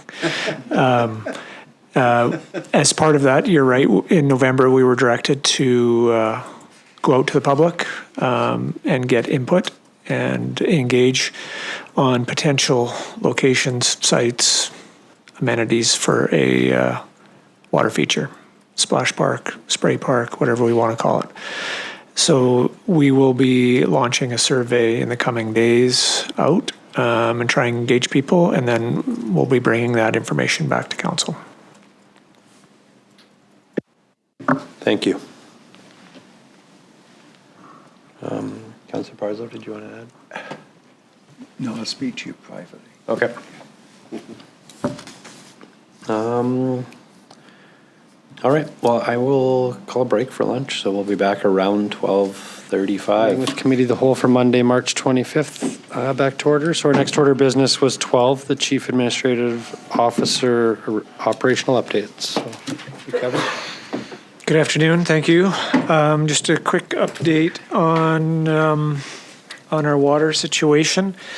With the warmer weather over the last 7 to 10 days, we've been able to increase our pumping rates, so that's good news. We are now pumping more water than we're using each day, so we're starting to rebuild our storage levels slowly but surely. It will take probably another 60 to 80 days of similar pumping to put back what we used over the last 6 or 7 weeks. But we're still in decent shape.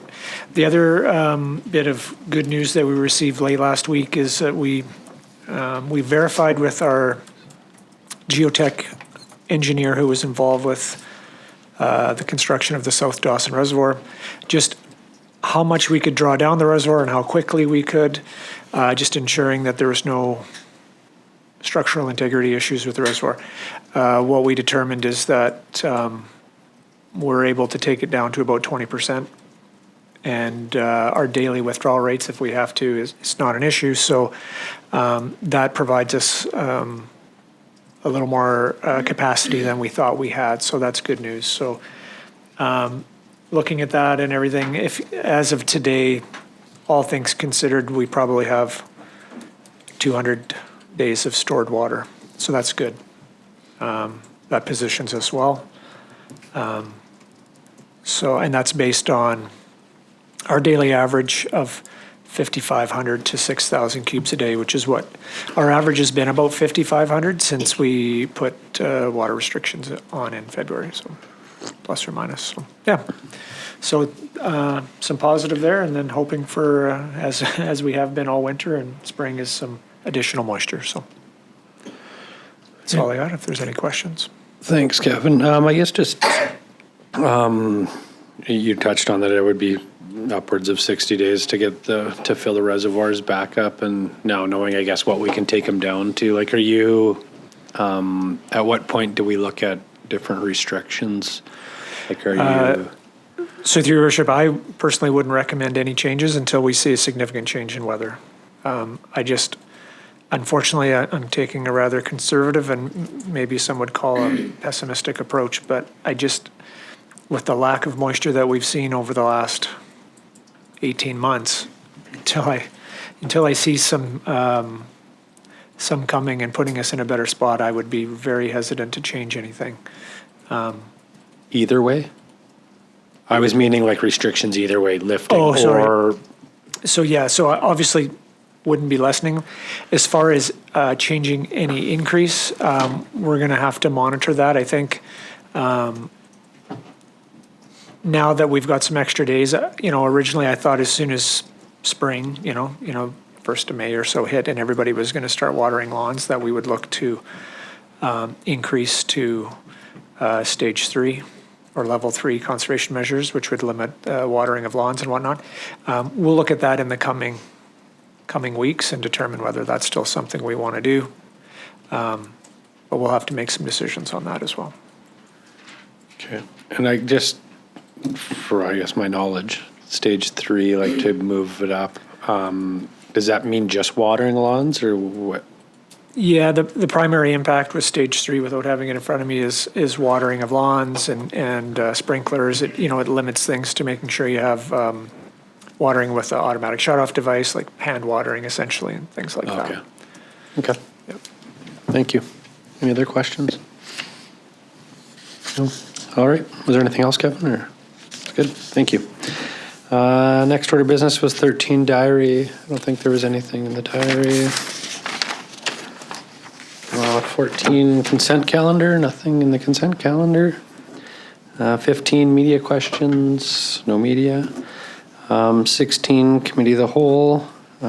Staff Sergeant 16.1 was unavailable today, so do we just need a motion to receive that tab, or do we don't need anything? No. Okay, then 16.2 we have.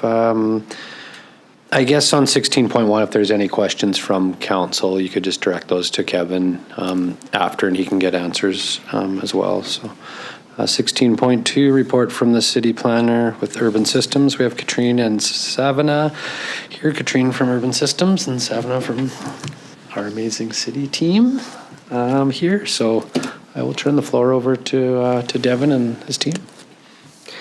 Thanks, Mayor. Through your worship, we have Katrin Saxty here with Urban Systems, as well as Savannah Street. She's our city planner. First here to start off with the BC planning housing legislation updates. So just to give you an update on timelines, we have a little bit more information now and where we stand. And then Katrin will be talking a little bit about the highlights on some zoning bylaw changes that we have to make coming this June. All right, I'll turn it over to you guys. Thanks. Just gonna push your button on there. There you go. The floor is all yours. Thank you. Hello, good afternoon. My name is Savannah Street. I'm the city planner with the city of Dawson Creek, and I'm joined today by Katrin Saxty from Urban Systems. I'd like to thank council for their appearance today. Our agenda is going to cover the bills that have been released as part of the Homes for People action plan from the province. So that's Bill 47, Bill 46, Bill 35, and Bill 44. We'll cover what they mean for the city of Dawson Creek, some of the timelines that we have for implementation here at the city and also from the province, and then some closing remarks. In April of 2023, you'll see that that date is wrong. It's actually April of 2023. The BC Ministry of Municipal Affairs and Housing released the Homes for People Action Plan. And the main priorities of this action plan focus on accelerating homes and reducing delays for housing approvals by unlocking homes faster and delivering more affordable housing options. And the second is creating attainable housing forms for young people and seniors within communities across BC. And the purpose of this is to just help meet the greatest housing needs that BC residents have, and also create a housing market that is for people rather than speculators. The Provincial Housing Action Plan introduced several pieces of housing legislation.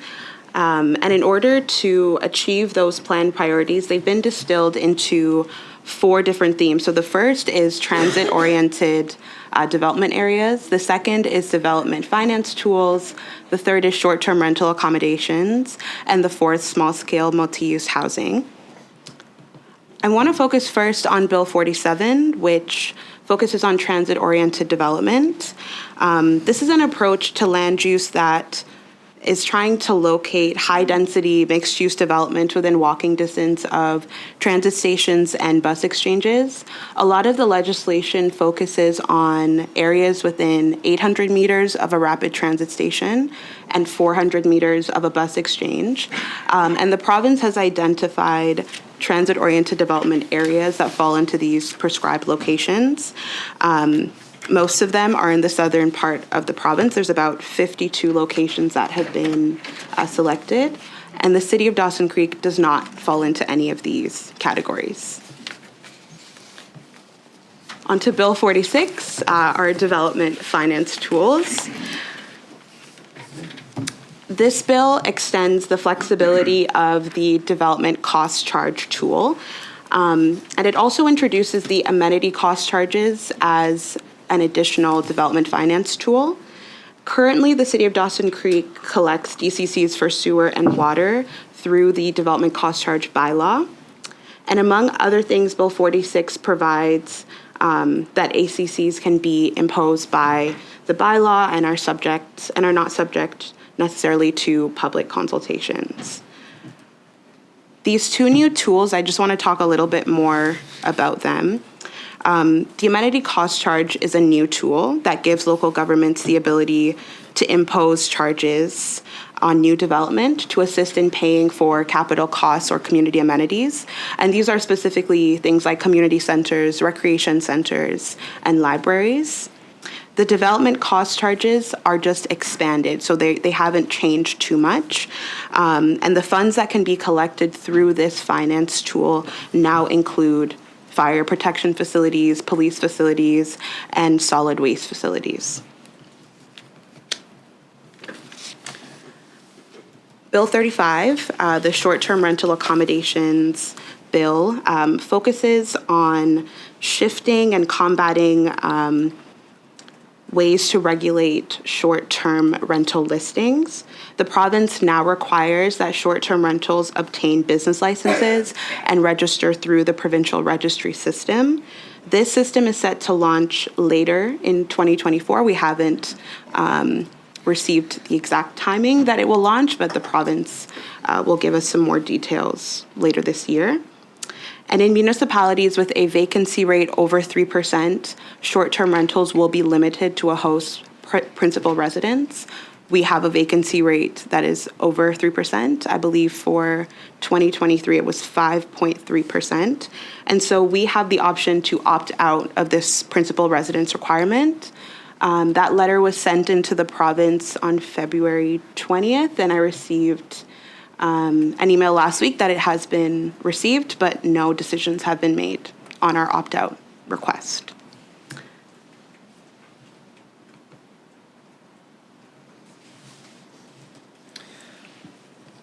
Okay. All right. Good afternoon. I get the pleasure to chat with you a little bit here about Bill 44, which is specifically about small-scale multi-unit housing.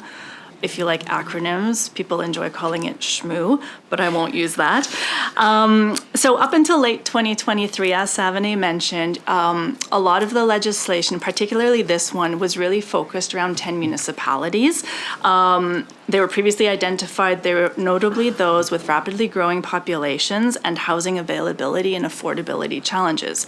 Then in November last year, when the legislation was coming out, we found out, and it took everyone by surprise, that this legislation was going to be applied province-wide. So up until that point, we're like, we don't need to worry about this. It wasn't going to apply to the city of Dawson Creek, and yet here we are.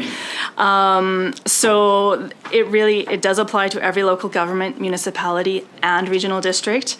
And so we really did have to pivot to figure out, what did this mean for the city? What does this mean for your zoning bylaw? What changes are required versus what is recommended? The province had done a whole host of webinars. I think we sat through all of them, and a lot of the recommended changes are take into consideration your local context, which gave us a lot of latitude, and we'll get into that. So to facilitate these requirements and the timelines associated with requiring every local government in BC to review and update their zoning bylaw, the province did provide funding to help get this done, and there's some strict timelines associated with some of this. We've got a couple slides on the timelines, so we'll get to that here in a brief moment. So what does this mean for the city of Dawson Creek? So we have gone through the city's zoning bylaw, and there's really a few key areas where we do need to update it. But in general, the zoning bylaw had most of the required changes already in place. So we were ahead of the curve, I suppose. There's only a select few zones where we actually have to specifically include a secondary suite and or a detached suite. Most of your zones already permit that. So when we sit there and go, what's the impact to Dawson Creek? Part of it is the framework is already here. People can already do what the legislation is trying to accomplish in most zones in Dawson Creek. So that was actually really great for us to see. And then there are a few changes that would go maybe a little bit above. So the recommended changes that this makes sense for us to do because we're so close. And a great example is the height. So you've got a height requirement in your zoning bylaw. The province is recommending a different height requirement. It's a half-meter difference. So let's meet the province's height requirement. It really has a very minimal change to the city's zoning bylaw. We're really wanting to make sure that the province sees that we are compliant with the legislation. That's, I think, the most important thing where we need to be compliant. And that really is about permitting the suites, which you're already doing in most of your zones. The other pieces are using their terminology, their definitions with respect to secondary suites. It's really minor wording adjustments to what we've already got in the zoning bylaw. The other change that we would suggest is right now the city uses the term detached suite, so we're just going to change it to be accessory dwelling unit. It means the same thing, it's just a different word, and it really clearly shows, hey, we've read your legislation, province, we're doing it, but it's really not changing anything the way it's written in the bylaw. It's just literally the name of the term. So that's really great. There's a lot of recommendations with setbacks, for example, and parking. We'll get to parking in a minute, but setbacks we've already looked at. You know what the province is recommending? We've already got those in place in our bylaw. So there was a lot of things that we looked through, like, we're already doing this. We're already doing this. So the changes to your zoning bylaw right now to ensure compliance is very minimal. So a few of the changes is, like I said, amend the definitions. So again, using the term accessory dwelling unit instead of detached suite. Secondary suite stays as is with just a little bit of wording tweaks. We'll review the general regulations. So right now you've got a separate section for secondary suites and then a separate section for detached suites. With a lot of the regulations that have changed over the years leading up to the province's changes, we feel we can probably streamline that and consolidate it. And then the one thing that will be different is we'll go back to having to permit suites and duplexes. So that is one of the requirements. So if somebody wishes to put a suite in a duplex, they can do that. And that'll be the one that will be interesting to see how that unfolds. But from the single detached home perspective, suites, whether they're secondary or detached, are already permitted in most zones. Oh, that was weird. Okay, I already covered most of this. So yeah, you're mostly compliant with the majority of the zones. The other thing that I wanted to just flag is the parking requirements. So see that at the very bottom. So in the provincial policy standards manual, there's a lot of talk about relaxing parking requirements and relaxing setbacks, particularly front setbacks. And from a lot of the work that the city has done over many years, we got to the point where we actually needed to increase our front setback, and we needed to increase the amount of parking that was required. We have a very different context up here than I think in many other parts of the province, where you've got alternative forms of transportation. You know, most people work in their communities, whereas many people work outside of their communities. We have many work vehicles and things like that. It's just a fact of being here in the north. So the setbacks years ago were increased to accommodate the vehicles we have up here, so you can park your vehicle in your front driveway and it doesn't have the back end hanging off over into a sidewalk or onto the street. So we're going to leave the front setback, I think, as is at this point in time, and we're going to leave the parking increases that were implemented when this zoning bylaw was adopted as is. It's my understanding that there hasn't been a lot of development that's really seen these parking requirements in place, and we just didn't want to go back to less parking because of the challenges that the city has had in the past with the vehicles that we have, and we need more parking than you might need in other jurisdictions. So we don't want to touch the parking, so we're proposing leaving that as it is right now.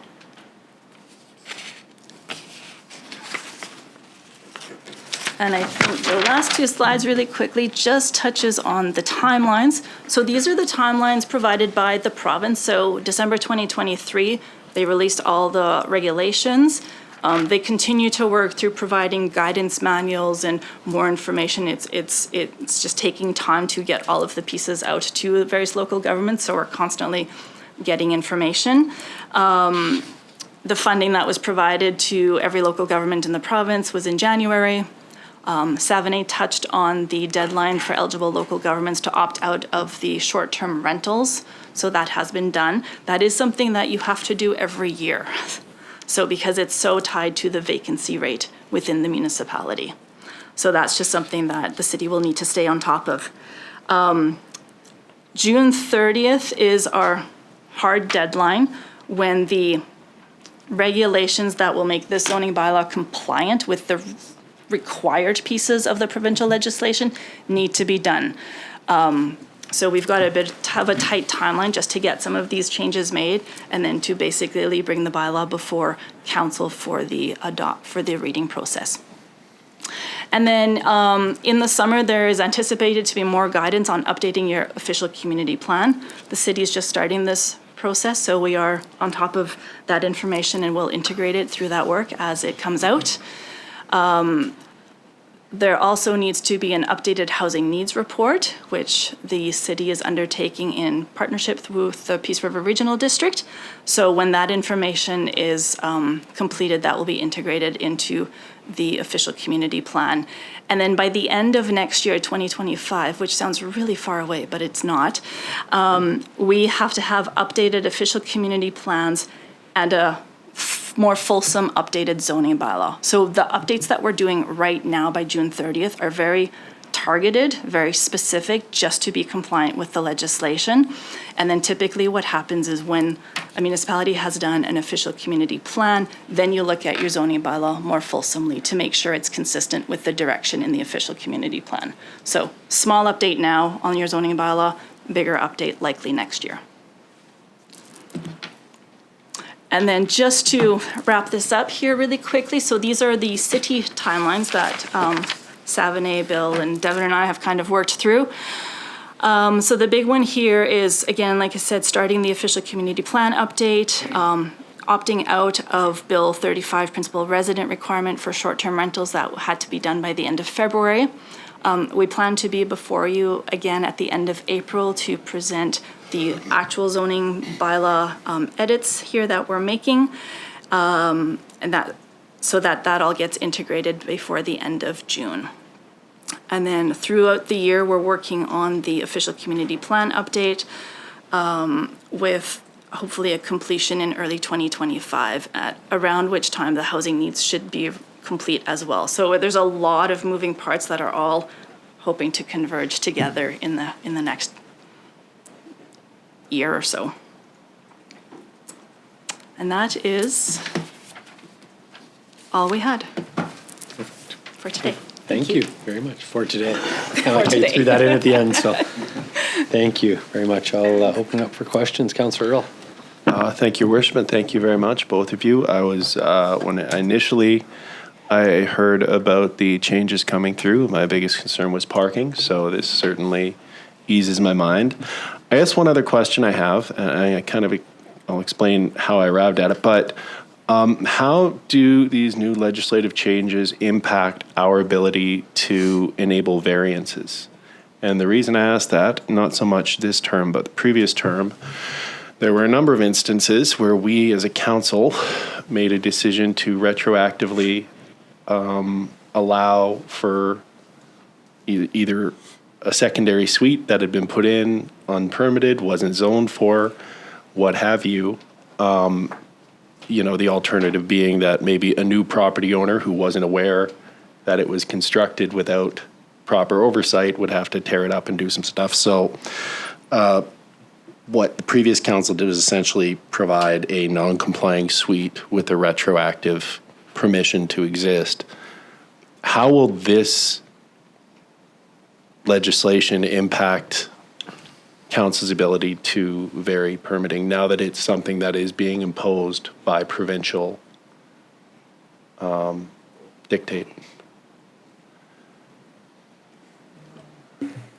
So through your worship, I don't exactly know. I don't think your ability as a council to make land use decisions shouldn't change. I say that in light of the province dictating how we're going to do them, but in that regard, I think we will still have the ability, and Katrin and Savanay may correct me, but I think we'll still have the ability to look at any application on its own merits, and but I suspect we won't be able to vary them contrary to, their the province's goals and objectives. So if we were doing it to circumvent yes, to what they inhibit wanted, that the would be construction of more housing, yeah, it might be an issue. But if we're just okay, as you spoke about, yeah, we're going to run across situations where you have suites or something like that was constructed and was never permitted and all that, and so there's a process to go through to normalize that and legalize it, and so we've done it in the past, and we may have to do it again, but. Mm-hmm. Yeah, no, I'm grateful that it isn't something we've had to deal with a lot, but am curious as to how this impacts our ability as a council to vary things when the need arises, but yeah. It's good to hear. Thank you. Thanks, Councillor Earl. Councillor Parslow. Development cost charges can now be levied for fire protection and police facilities. So that's just new builds, no retroactivity. That's a pity. The other point that I wanted, I think it's on the previous slide. No, the following slide. The province now requires short-term rentals to obtain a business license and register through a provincial registry system. So how is that going to be enacted, as it's the province, not the municipality, that's requiring this? Yes, through you, your worship. Right now, the current zoning bylaw already does require business licenses, so we've got that one covered. The provincial registry is something that the province is setting up, and so what they are requiring is that every short-term rental needs to get a provincial registry number. And once this is in place later this year, if they are posting on platforms like Airbnb, VRBO, for example, and they don't have a BC provincial registry number, the platform is supposed to take them off of the that platform. So it is up to the short-term rental operator to get that registration through the province and have that available. It's nothing that the city has to do, as far as I know, at this time, as more information keeps rolling out. So a person doesn't register. What are the consequences? Are they spelled out? Is there some punishment? I Lack don't of know. insurance or?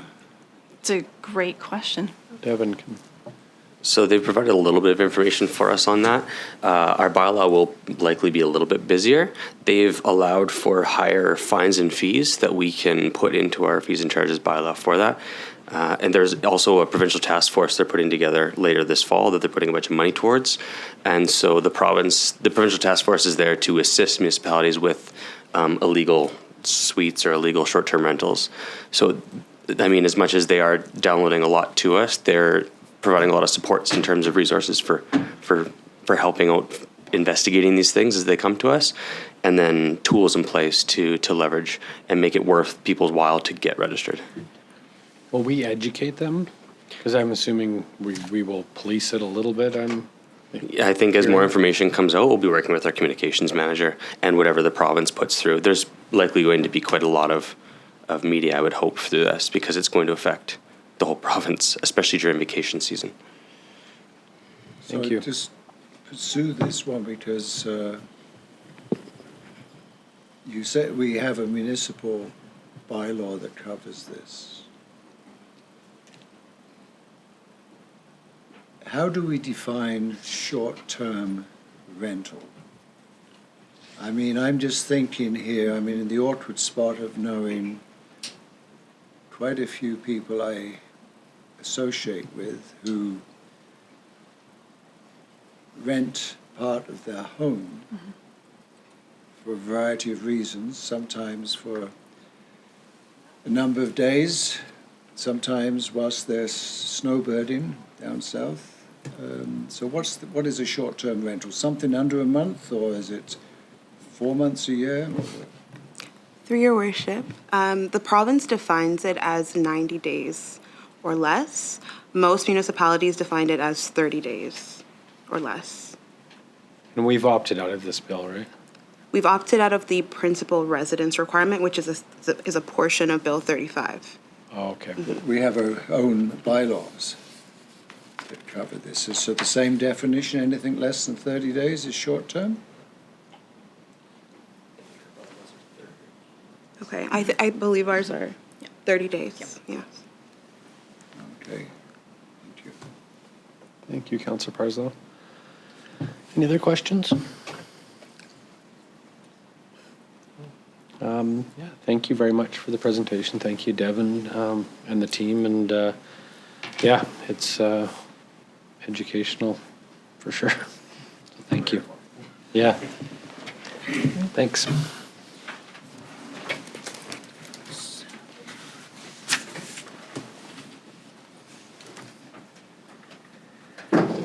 Um, 16.3, are you? Is somebody presenting 16.3? Okay. Or are we just going through? Yeah. All right, next item on the agenda is 16.3. We have report from the Community and Events Liaison. So Ryan is out. Chelsea is. Good afternoon, Chelsea. Through your worship, good day.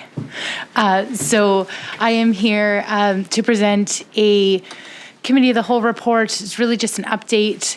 Council had asked us to create either a policy or to integrate camping fees for anybody doing camping in the sports fields, Oventive Event Center parking lot. This was back in September of last year. So rather than creating a individual policy for this, what we've done is we've integrated the camping fee into our special event permit, which has now been renamed into our community event permit process. So by integrating the camping fees in there, we're able to charge now a fee for camping. This hopefully will reduce the amount of time of individuals coming to yourselves asking for permission. We'll be able to vet it on a staff level, collect that fee, and then book them in to the camping location, mostly for tournaments or that Ovintiv Event Center parking lot camping that we've permitted in the past. And then the other component is just that we changed the name. So rather than it being special event permits, this is all about community events. It's about supporting community events such as parades, the Mile Zero, the car show, and triathlon, the deep run, different events like that. So that's what the permitting process is for, and it's asked to be received for information. Chelsea. Any questions? I guess I will open up to council. Just one. What? I know when we originally had this discussion, there was some talk. I can't remember where it was, but I thought one of the councillors or somebody brought up that these fees would go towards offsetting tourism. Is that still outlined? Yeah. Okay.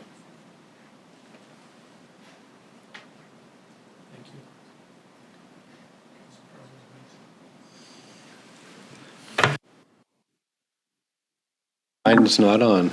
Oh, sorry. I asked a question. I guess it helps if I turn my own mic on. So you're turning me off? I turned you off, yeah. Sorry. I turned Councillor Parslow off and put myself on. But I did ask a question just originally when we were talking about this, if the fee charges for camping went back into tourism, and it was answered correct. So was there any other discussion? No? I thought you were on from prior. No. Well, I apologize, Councillor Parslow. Okay. No, it's all right. I'm used to you touching your screen. And shutting you off? Is that all I have to do? That's all you have to do. Okay. All right. So I'm being a little devil's advocate here, a little bit, but I'm just being transparent as well. So, background and summary. A community event permit is needed when exclusive use is requested or regular use is interrupted. I'm thinking of the latter, regular use is interrupted. So, in a community quite close to us, a portion of a park was occupied and prevent people who walked the park were impeded from doing so. So presumably, reading this language, these people who had their protests in this park would need a community event permit, correct?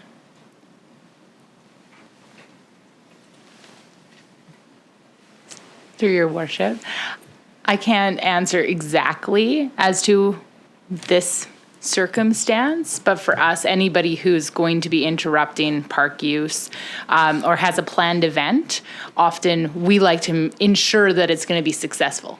So if it was to advocate or to protest something, they would be coming to the city to request a permit, or we would be requesting them to have a permit, but it would be vetted. So it's a stepped process. So no matter what event it is across the board, they call us up and they say, hey, do we need an event permit? And we'll say yes or no based on the situation, and we would vet it at that time. We wouldn't go out and police situations that are already out. happening. It's really for us to be able to plan road closures, make sure technical permits are in place, and then any associated messaging that needs to go out to the community. So that's our role in it. It's not to say yes or no, you can have an event. It's to make sure that our civic properties and our parks are planned in according to the event that's upcoming. So occupying a park may well be a planned event, but not one that city staff know about, and therefore is beyond the reach of this permitting. Yeah, so And for they would be left presumably alone unless there was something requiring bylaw or police intervention. So when someone applies for the permit, so the coldest, the walk for the coldest night of the year, I might have the wording incorrect, but they let us know and they said, hey, we're doing this event. And then we notify the RCMP and we say, hey, just FYI, this event is going on. Do we need to have a specific permit for it? Not overly, because they don't require road closures or technical safety BC or liquor licensing, et cetera. But they give us a heads up. So some people call, give us a heads up. We push that information to the associated parties that need to know. Other than that, it's really just to amplify and create success for others' events. Yeah. I'm just focusing on the language, regular use is interrupted. So another example of that would be the grad walk. So people could still use Kin Park, but if the school district decides to do the red carpet walk through the park, that would be a regular use that could be interrupted for a short period of time for those who are using, the trail for a biking purpose, but it's actually being used for red carpet. Yeah, so it's not a full stop on public use, but it's a kind of a flag. Hey, there's something else going on. So through your worship, a lot of permits. So through your worship, the intent of it has been if you want exclusive use, i.e. you want to go to a public space, if that's a park, and you and your group want that space all to your own, and you don't want me walking through the middle of it with my dog. If you're okay with public coming and going through the middle of your event, then theoretically, you don't need a permit. I'm being general.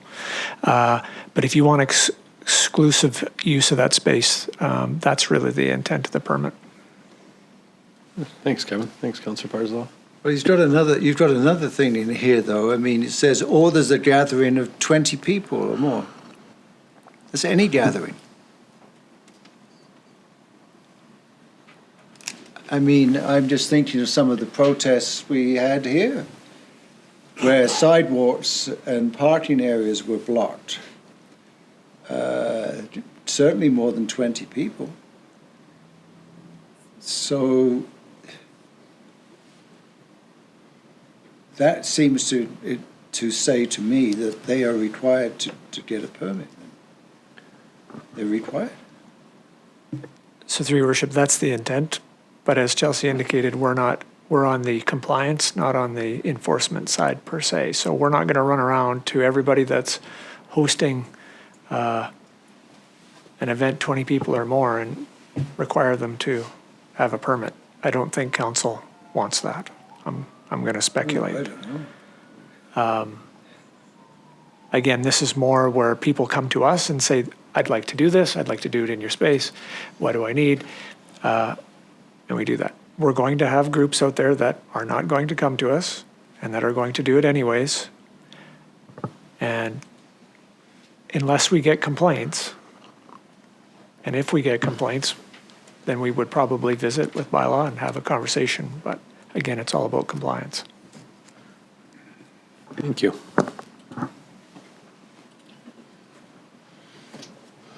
Taking that as you're done.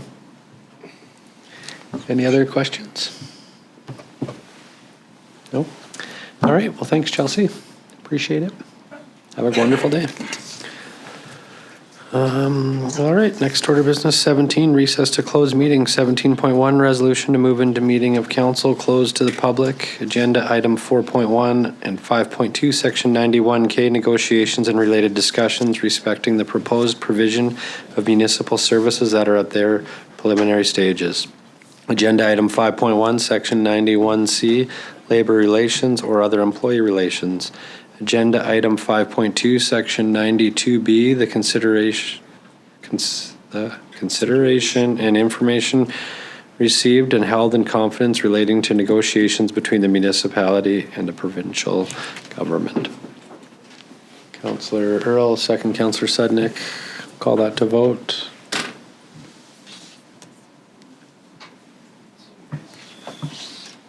Vote is closed. It's carried. I got 5. I hit mine a second too late. Okay, Councillor Earl's in favor as well. Yes. I think. I look like he was pointing there.